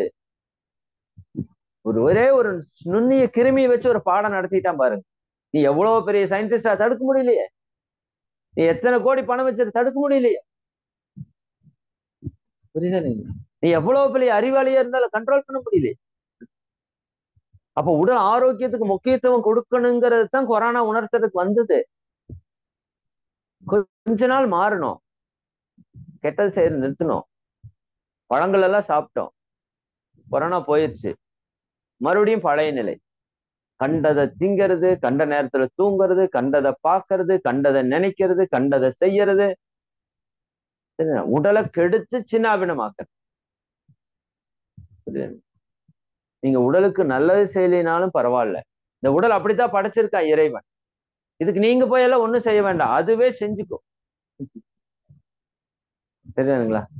அது சொல்றத நீங்க கேட்டா, நோய்களை விரட்டக்கூடிய ரகசியம் இப்ப உங்களுக்கு புரிஞ்சிருச்சா? உடல் ஆரோக்கியத்துடைய முக்கியத்துவம் புரிஞ்சிருச்சா? இனிமேல் கண்ணை பாக்குறப்ப ஒரு செல்போன் எடுத்தீங்கன்னா, வண்டியில போயிட்டு இருக்கீங்க, மழை வருது, உடனே என்ன பண்ணுவோம்? இந்த செல்போன் எடுத்து பேக் பண்ணி ஒரு பாலி பேக் போட்டு, அதுக்கு மேல ஒரு பேக் போட்டு, ஒரு ரப்பர் பேண்டை போட்டு உள்ள எல்லாம் வைக்கிறான், பாக்குறேன். சரிதானா? இந்த உடலுக்கு எந்த விதமான ஒரு பாதுகாப்பும் இல்லை. ஆனா மழையில உடலை நீங்க பாதுகாக்க வேண்டாம். மழையில நல்லா நனைவிச்சீங்கனாலே உடல் ஆரோக்கியம் வந்துடும். சரிதானா? அதுல பஞ்சபூத தத்துவங்கள், அதை பத்தி பார்ப்போம். ஆனா இந்த உடலை மேல ஒரு கேர் இல்லை. 20,000 ரூபாய் 10,000 ரூபாய் செல்போன் மேல இருக்கிற கேரு பல கோடி கொடுத்தாலும் கிடைக்காது, இந்த உடல் மேல இல்லையே. சரி, ஒரு வண்டி வாங்குறீங்க, 1,00,000 ரூபாய் கொடுத்து ஒரு வண்டி வாங்குறீங்க, வண்டிக்கு என்ன பெட்ரோல் போடணும்னு கேட்டுதானே போடுறீங்க. நிறைய பேர் பாலிசி வச்சிருக்கோம்ல, இந்தியன் ஆயில்னா இந்தியன் ஆயில் தான், ஹெச்பினா ஹெச்பி தான், அதுல சூப்பர் பவர்னா சூப்பர் பவர் தான். மாத்தி பெட்ரோல் போயிட்டு சண்டை போடுறாரு அவரு. ஏப்பா இந்த வண்டி நான் எப்படி மெயின்டைன் பண்ணிட்டு இருக்கேன் தெரியுமா சொல்றீங்கல்ல? சர்வீஸ் கரெக்டா வர்றீங்கல்ல, ஆயில் கரெக்டா மாத்துறீங்கல்ல, ஏர் கரெக்டா செக் பண்றீங்கல்ல. 1,00,000 ரூபாய் ஒரு வண்டி வாங்கி அந்த வண்டி எப்படி மெயின்டைன் பண்றீங்க? பக்காவா மெயின்டைன் பண்றவங்க இருக்காங்க. அப்ப அந்த வண்டி 1,00,000 கிலோமீட்டர் ஓடுன்னு அவன் கேரண்டி கொடுக்குறான்னு வச்சுக்கங்க. நீங்க பக்காவா மெயின்டைன் பண்ணா 2,00,000 கிலோமீட்டர் ஓட்டலாம். இன்னும் பழைய டிவிஎஸ் 50 ஓட்டுறவங்களும் நான் பார்த்திருக்கேன். இன்னும் பழைய அம்பாசிடர் ஓட்டுறவங்களும் வண்டியில பாக்குறோம். மெயின்டெனன்ஸ். 1,00,000 ஓடுறத 2,00,000 ஓட வைக்கலாம். 1,00,000 ஓடுறதுல 10,000த்துலயும் இன்ஜினை சீஸ் பண்ணணும். பண்ணி விட்டவனையும் பார்த்திருக்கீங்கல்ல, தருமடி அடிக்கிறது வண்டிய. புரியுதா? அது போல இந்த உடல் ஒரு வாகனம்னு வச்சுக்கோங்க. உண்மையாலுமே இந்த உடல் ஒரு வாகனம் தான். இந்த பிறவி எனும் பெருங்கடலை கடப்பதற்கு ஒரு தோணி தான் இந்த உடல். இந்த உடல் நல்லா இருந்தா தான் இந்த பிறவி பெரும் கடலை கடக்க முடியும்.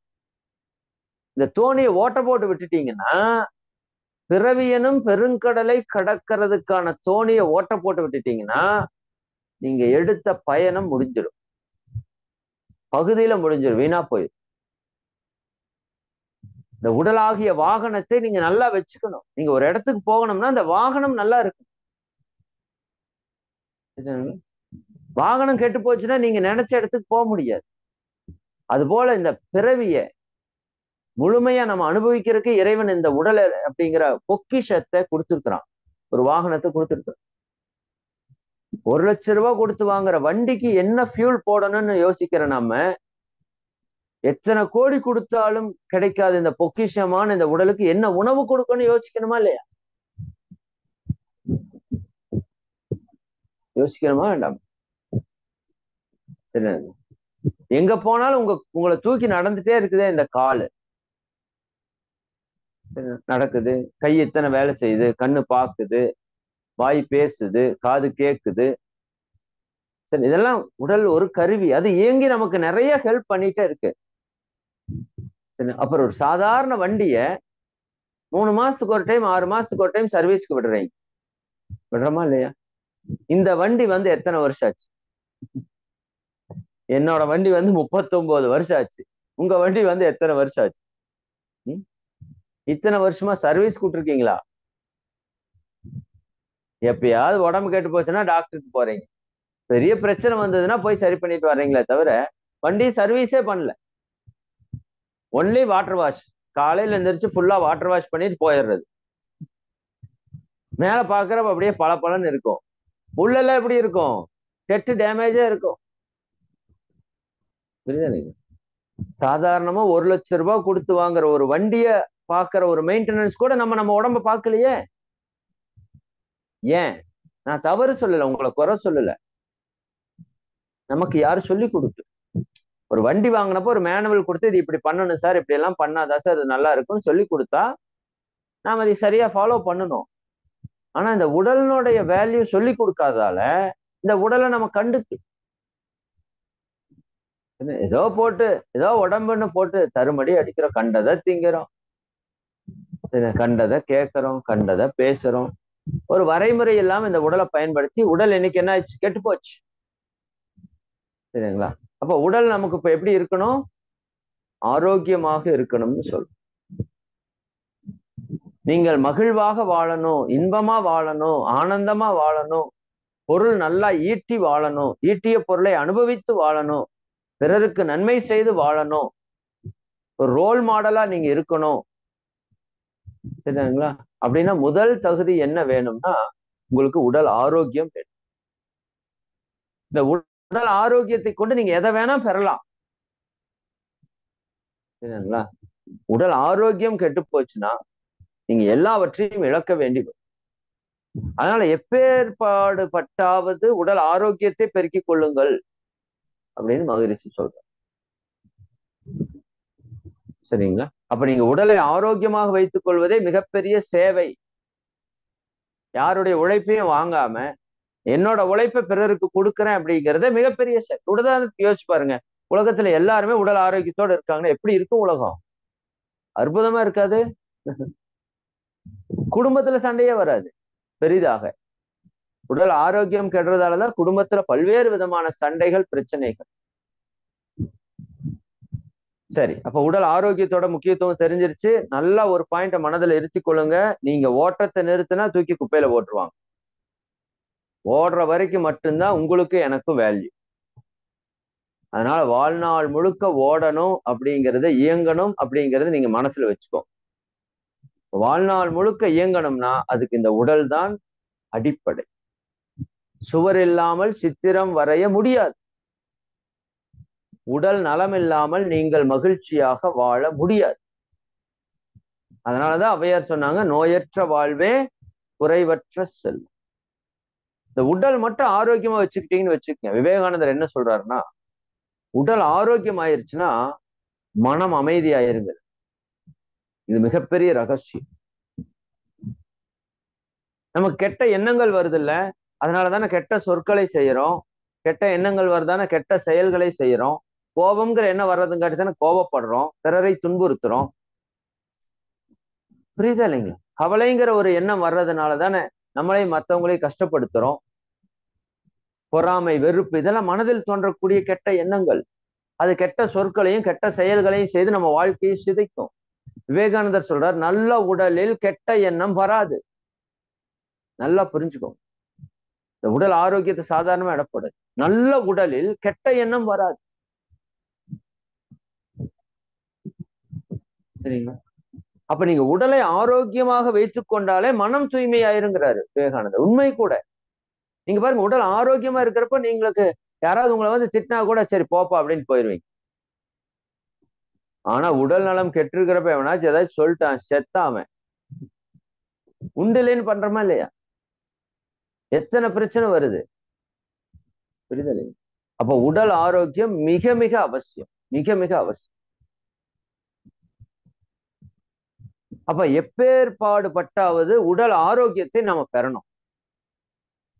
அப்ப அதற்காக மகரிஷி என்ன பண்றாங்க, இந்த உடல் ஆரோக்கியத்தை 100% ஆரோக்கியத்தை கொடுப்பதற்காக சில வழிமுறைகளையும் சில பயிற்சி முறைகளையும் முதல்ல கொடுக்குறாங்க. மகரிஷி கொடுக்குற முதல் பிராக்டிஸ் எக்ஸசைஸ் தான்.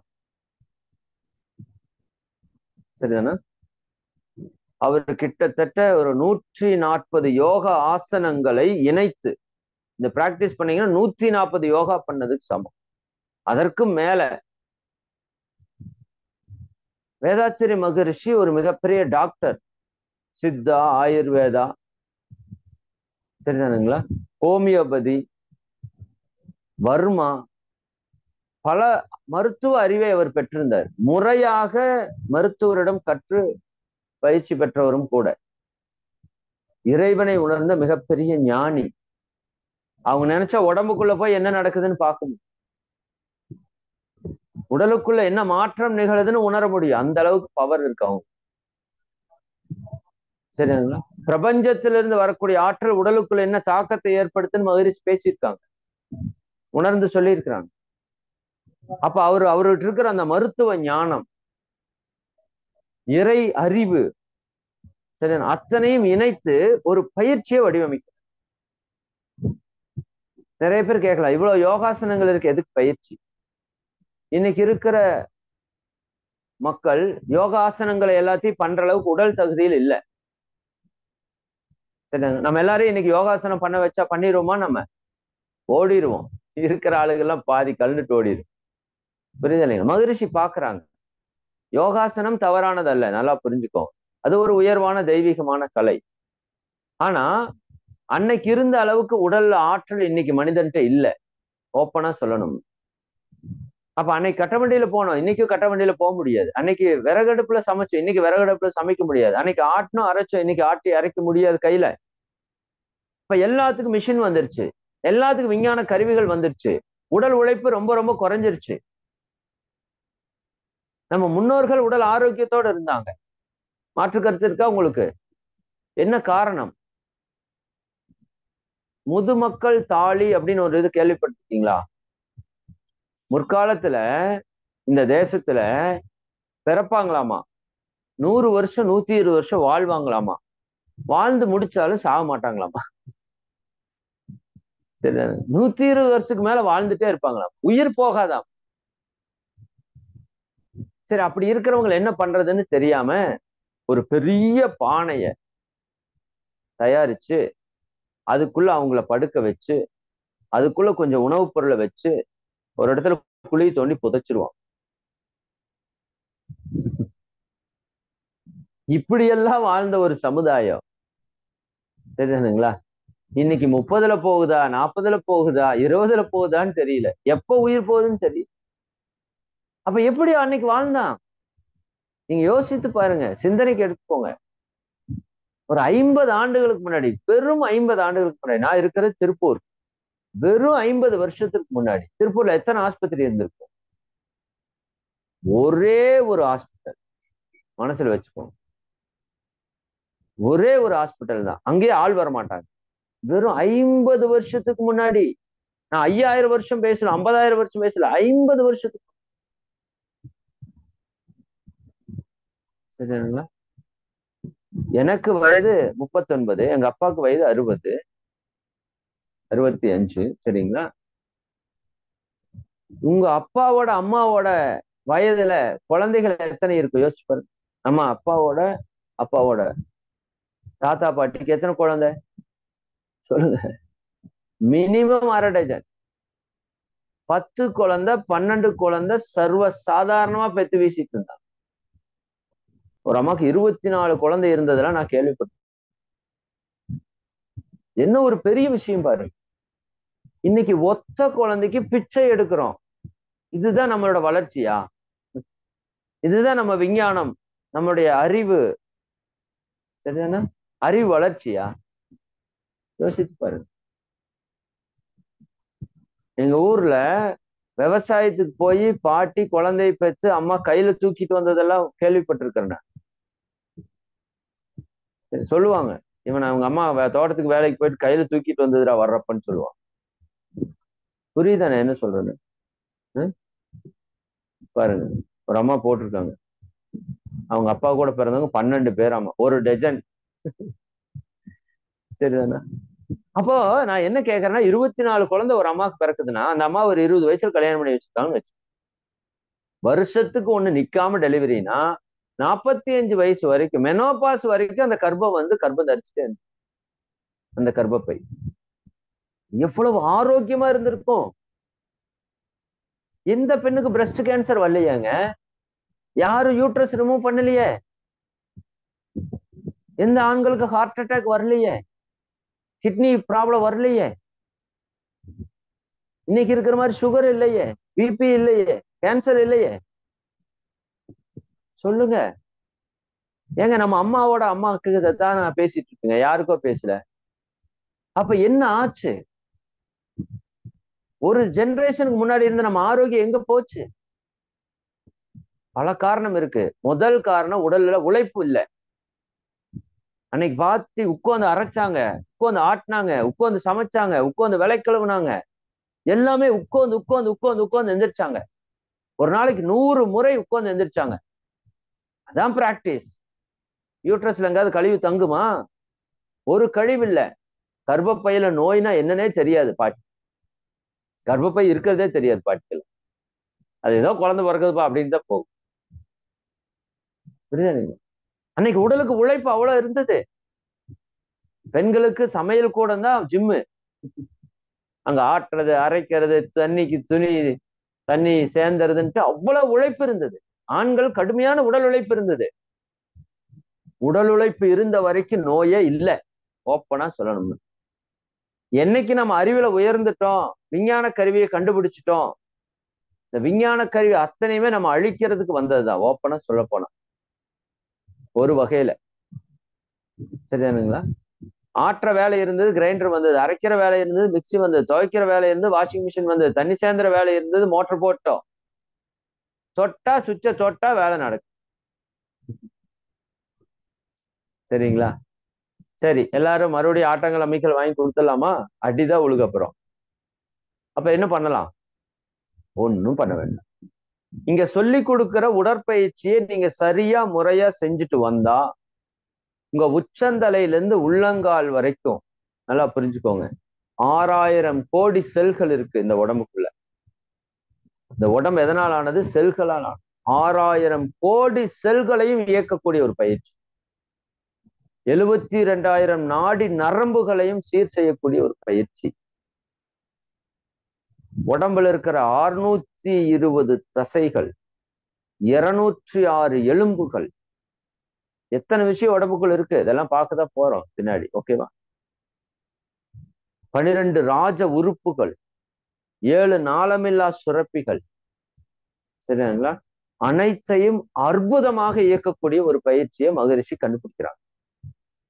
தன்னோட வாழ்வையே சமுதாயத்துக்காக அர்ப்பணிச்சு பல ஆண்டு காலம் பல பயிற்சிகளை செய்து ஒரு அற்புதமான ஒரு உடற்பயிற்சி நம்ம கண்டுபிடிச்சு கொடுக்குறாங்க.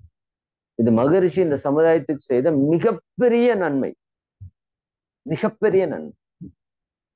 நான் சொல்ற சீரியஸா இந்த ஒற்றை பயிற்சியை நீங்க ஒழுக்கமா செஞ்சா, முறையா சரியா செஞ்சா, சரிதாங்களா, இந்த 6 மாத காலத்துக்குள்ள உங்களுக்கு எப்பேற்பட்ட நோய் இருந்தாலும் குணமாகும். ஆனா இது நீங்க நம்பி ஏற்று சரியாக முறையாக செய்யணும். அவ்வளவுதான், வேற ஒண்ணும் இல்லை. நல்லா புரிஞ்சுக்கோங்க. இந்த உடலுக்கு உழைப்பு கொடுக்கிற வரைக்கும் உடல் கழிவை வெளியேற்றி விடும். நான் மறுபடியும் சொன்னேன், இந்த உடற்பயிற்சி சாதாரண பயிற்சி அல்ல. நம்ம கர்ம வினைகளை மாற்றி அமைக்கக்கூடிய ஒரு பயிற்சி. நம் பாவ பதிவுகளை போக்கக்கூடிய ஒரு பயிற்சி. அப்படித்தான் இந்த பயிற்சியை வடிவமைச்சிருக்கேன். இந்த பயிற்சி பற்றி விளக்கம் சொல்றப்ப இன்னும் நான் நிறைய விஷயம் சொல்றேன். ஏதோ இது செய்யறதுக்கு ரொம்ப ரொம்ப எளிமையா இருக்கும். இந்த பயிற்சி நல்லா புரிஞ்சுக்கோங்க. செய்யறதுக்கு மிக மிக எளிமையா இருக்கும். பட் மிக மிக மிக மிக சக்தி வாய்ந்த ஒரு பயிற்சி.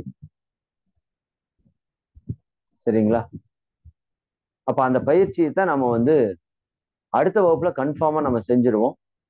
சரிங்களா? சரி, இன்னொரு 4 நிமிஷம் இருக்கு. அப்ப உடல் ஆரோக்கியத்துடைய அவசியம் நீங்க ஓரளவுக்கு புரிஞ்சிருப்பீங்க. இன்னும் நல்லா சிந்திங்க. சரிதானுங்களா? 1க்கு 100 முறை யோசிங்க. உடல் ஆரோக்கியத்திற்கு நீங்க ஒரு 1 மணி நேரம் ஒதுக்கணும் ஒரு நாளைக்கு. ஆரம்பத்துல இப்போ ஒரு 5 நிமிஷம் 10 நிமிஷம் 15 நிமிஷம் அப்படித்தான் போகும். நிறைவாக ஒரு நாளைக்கு 1 மணி நேரம் நீங்க உடல் ஆரோக்கியத்திற்கு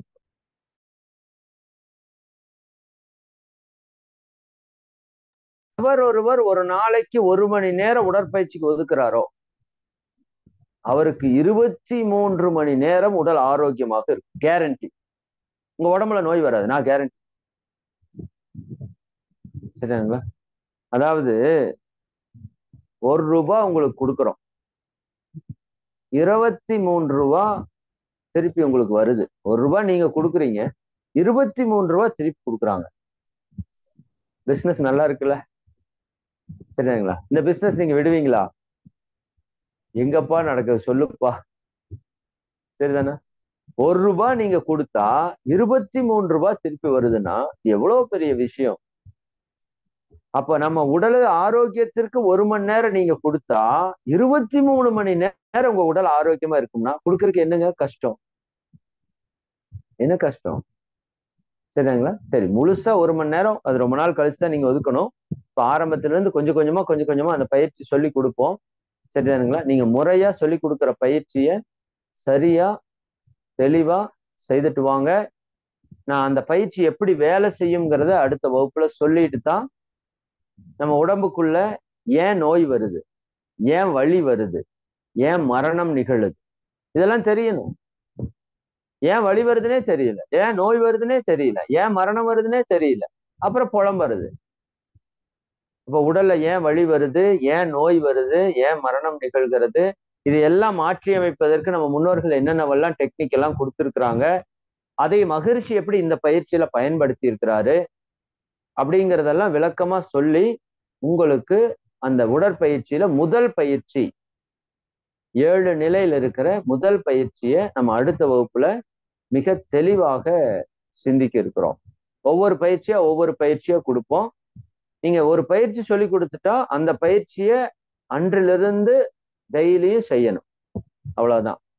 சரி, அடுத்த வகுப்புல ஒரு 5 நிமிஷம் செய்யறதுக்கு ஒரு பயிற்சி சொல்லி கொடுப்போம். இப்படி 9 நிலையில பயிற்சி இருக்கு. சரி, பயிற்சியோட விளக்கங்களை நம்ம அடுத்த வகுப்புல பார்ப்போம். சரி, அடுத்த வகுப்புல பயிற்சி சொல்லி கொடுக்கறதுனால நீங்க என்ன பண்ணணும்னா ஒரு சில விஷயத்த ஃபாலோ பண்ணணும். ஒண்ணு இல்ல, ரொம்ப சிம்பிள். உணவு காலையில 8 மணிக்கு சாப்பிட்டுருங்க. என்ன உணவு சாப்பிட்டாலும் பரவாயில்ல. சரி, என்னன்னா ஏன்னா 9, 10, 11 3 மணி நேரமாவது கண்டிப்பா ஜீரணமாகறதுக்கு ஆகும். 11 மணிக்கு மேல நம்ம பயிற்சி சொல்லி கொடுப்போம். ஒரு 11:15 அப்படிங்கிறப்போ ஒரு அரை மணி நேரம் முதல்ல ஒரு 5 நிமிஷம் தியானம், அப்புறம் ஒரு மணி நேரம் உரை இருக்கும், அப்புறம் ஒரு அரை மணி நேரம் அந்த பயிற்சிக்கான நேரமா இருக்கும்.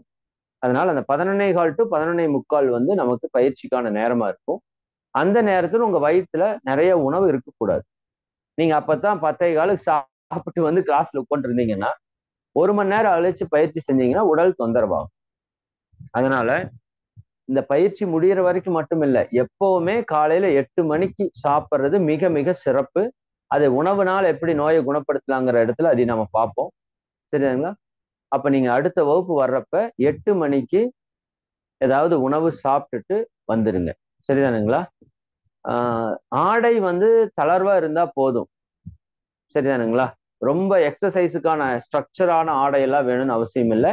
நீங்க சேரீ கட்டியிருந்தா கூட செய்யலாம், ஜென்ஸ் வேஷ்டி கட்டியிருந்தா கூட செய்யலாம். மிக மிக எளிமையான பயிற்சிகள் தான், பட் வெரி வெரி பவர்ஃபுல்லான ப்ராக்டிஸை நம்ம அடுத்த வகுப்புல கொடுக்குறோம். சரிங்களா? ப்ராப்பரா எல்லாரும் கலந்துக்கோங்க. மிக்க மகிழ்ச்சி. அனைவருக்கும் நன்றி.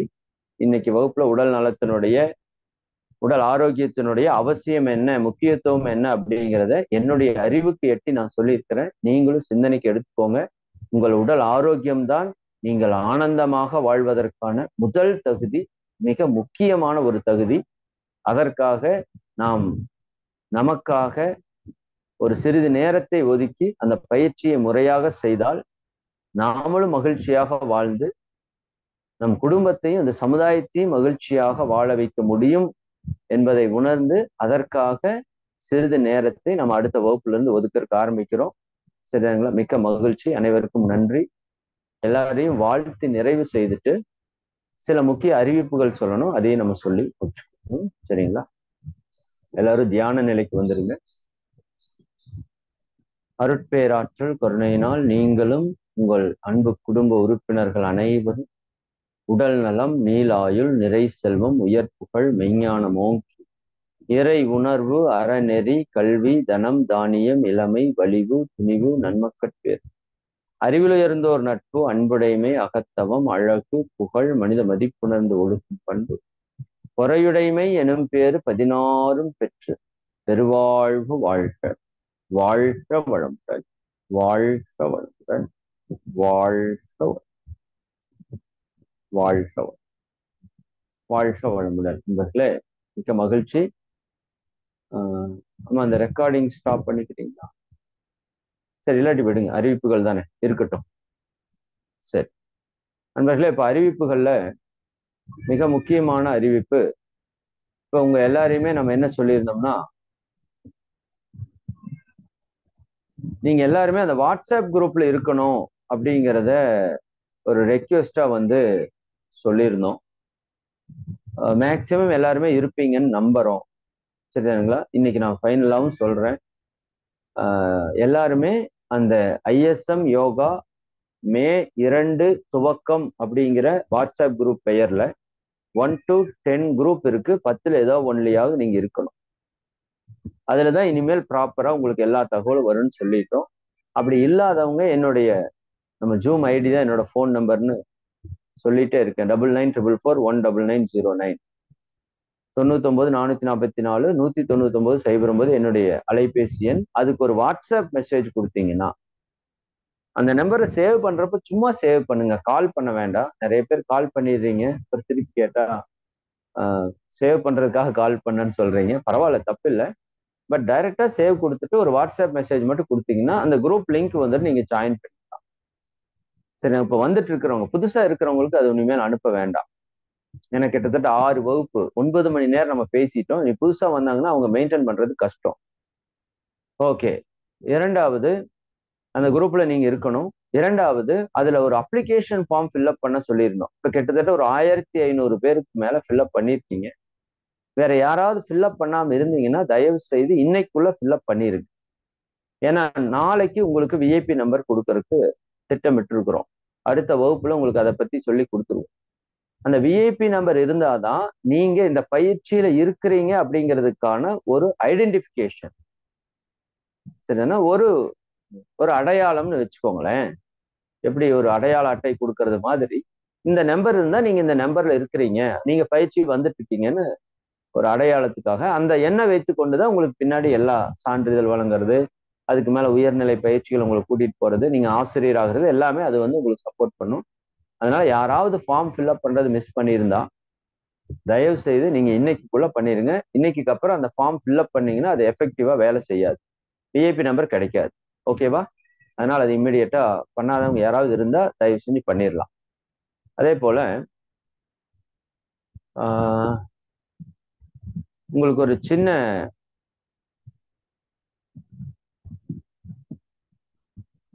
சரி, ஓகே, நான் உங்களுக்கு அடுத்த வகுப்புல அதை பற்றி தெளிவா சொல்றேன்.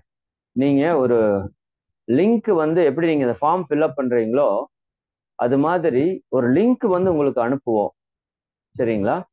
அந்த லிங்க் வந்து தற்சோதனை லிங்க்னு பேர். அதுக்கு பேர் நம்மை நாமே சோதனை செய்து கொள்ளக்கூடிய ஒரு லிங்க். அந்த லிங்க்ல இன்னைக்கு இப்ப சொல்லி கொடுக்குற பயிற்சியை நீங்க டெய்லி செஞ்சுட்டீங்களா அப்படிங்கிறத டெய்லி அதுல கேட்போம். சரிங்களா? இப்போ உதாரணத்துக்கு இன்னைக்கு ஒரு தியானம், நம்ம மூச்சை கவனிக்க சொல்லியிருக்கிறோம். ஒரு நாளைக்கு குறைஞ்சது 200 300 முறை 500 முறை 1000 முறை நீங்க எவ்வளவு வேணா கவனிக்கலாம். அதுல கேட்பாங்க, இன்னைக்கு நீங்கள் சுவாச தியானம் செய்தீர்களா? ஆம் அல்லது இல்லை. ஆம் எனில் எத்தனை சுவாசம் கவனித்தீர்கள் அப்படின்னு கேட்பாங்க. ஒரு சின்ன, ஏன்னா மகரிஷி சொல்லுவாங்க, சுடர் விளக்காயிரும் தூண்டுகோல் வேணும்னு சொல்லுவாங்க. சரி, நல்லா சுடர் விட்டு எரியிற விளக்கா இருந்தாலும் தூண்டுகோல் இருந்தா தான் எரிஞ்சுட்டே இருக்கும். அப்படி நம்மளை ஒருத்தங்க கேள்வி கேட்கறதுக்கு இருந்தாங்கன்னா நாம சீக்கிரம் டெவலப் ஆகும். அதான் குருவோட பணி என்னன்னா நம்மை தூண்டிக்கொண்டே இருக்கும். சரி, அப்ப கேட்கறதுக்கு ஒரு ஆள் இருக்குதுன்னு வச்சுக்கோங்க நம்மளுக்கு மேல, நம்ம எல்லா வேலையும் சரியா செய்வது இயற்கை தான். ஒரு வாத்தியார் இருந்தா குழந்தை சரியா வேலை செய்யும். சரிங்களா? அப்ப அது இல்லைன்னா நம்ம எப்போ ஏனாதானு இருப்போம். அப்ப இன்னைக்கு உடற்பயிற்சி செய்தீர்களா அப்படின்னு ஒரு கேள்வி இருக்கும். ஆம். சரிதானுங்களா? இந்த மாதிரி ஒவ்வொன்றா வரும். இப்போதைக்கு ஆரம்பத்துல 1, 2 மட்டும் இருக்கும். அதை பற்றிய விளக்கமும் நான் அடுத்த வகுப்புல உங்களுக்கு சொல்லி, அந்த ஃபார்ம் எப்படி ஃபில்அப் பண்றது அப்படிங்கிறதையும் நான் அடுத்த வகுப்புல உங்களுக்கு சொல்லித்தரேன். ரொம்ப சிம்பிள். நீங்க இந்த வாட்ஸ்அப் குரூப்ல ஒரு லிங்க் வரும். அந்த லிங்கை டச் பண்ணி உங்க விஐபி நம்பரை போட்டு அதுல 2 கேள்வி இருக்கும். சரிங்களா? செய்தீர்களா இல்லையா? ஆம், இல்லை அப்படிங்கிறது இருக்கும். அதை மட்டும் டச் பண்ணீங்கன்னா போதும். டெய்லி இதை நீங்க பண்ணணும். அதை பத்தின விளக்கம் நம்ம அடுத்த வகுப்புல நான் சொல்றேன். சரிங்களா? சரி, ஓகே, மகிழ்ச்சி. ரொம்ப சந்தோஷமா இருங்க, ஜாலியா இருங்க, மகிழ்ச்சியா இருங்க. அனைவருக்கும் நன்றி. இதுல நீங்க இப்போ ஜாயின் பண்ணியிருக்கிற ஜூம்ல டெய்லியும் ஈவினிங் ஒரு ஸ்பீச் நடந்துட்டு இருக்கு. ஈவினிங் 6 மணிக்கு ஒரு தியானம் நடக்கும். நீங்க அந்த கூட்டு தியானத்துல கலந்துக்கிறனா கலந்துக்கலாம். அதுல வெவ்வேறு தியானங்கள் பண்ணிட்டு இருப்பாங்க. நீங்க கண்ணை மூடி உங்க சுவாசத்தை கவனிங்க. 6 மணில இருந்து 6:30 வரைக்கும் தியானம் நடக்கும் இதே ஜூம்ல. 6:30 மணிக்கு மேல சொற்பொழிவு நடக்கும். நான் இப்ப 1 மணி நேரம் பேசுறேன்னு இந்த மாதிரி நிறைய ஆசிரியர்கள் ஸ்பீச் பேசுவாங்க. நான் வாரத்துல ஒரு நாள் திங்கட்கிழமை நான் பேசுவேன். மற்ற எல்லா நாளும் மற்ற ஆசிரியர் பேசுவாங்க. சரிதானுங்களா? வாய்ப்பு இருக்கிறவங்க, விருப்பம் இருக்கிறவங்க, சேம் அதே ஜூம் லிங்க் தான். அது யூடியூப்ல லைவ்ல கொடுக்க மாட்டோம். சேம் அதே ஜூம் லிங்க் தான். அந்த ஜூம் லிங்கை தொட்டு நீங்க பாக்குறதுன்னா பார்க்கலாம். சாயங்காலம் வர்றது கட்டாயம் எல்லாம் கிடையாது. நீங்க விரும்புனா பார்க்கலாம். சரிங்களா? இது ஒரு இன்ஃபர்மேஷன். இதோட நம்ம இந்த இன்ஃபர்மேஷன் நம்ம நிறைவு செய்யறோம். குரூப்ல இருக்கணும். நீங்க அப்ளிகேஷனை ஃபில்அப் பண்ணிருக்கணும். ரொம்ப ரொம்ப முக்கியம். இந்த 2 இன்ஸ்ட்ரக்ஷனை எடுத்துக்கோங்க. சரிங்களா? அதே மாதிரி உங்களுக்கு ஒரு ஹோம்ஒர்க் கொடுத்துருக்குறோம். உங்களோட உடல் பிரச்சனை, மனப்பிரச்சனை, எல்லா பிரச்சனையும் எழுதுங்கன்னு. சரிங்களா? அதுவும் அந்த தற்சோதனை ஃபார்ம் வர்றப்ப நான் கேட்பேன். யாராவது மிஸ் பண்ணியிருந்தா அதுவும் எழுதி வச்சுக்கோ. சரிங்களா? மிக்க மகிழ்ச்சி. அனைவருக்கும் நன்றி. மீண்டும் நான் அடுத்த வகுப்புல சந்திப்பேன். வாழ்க.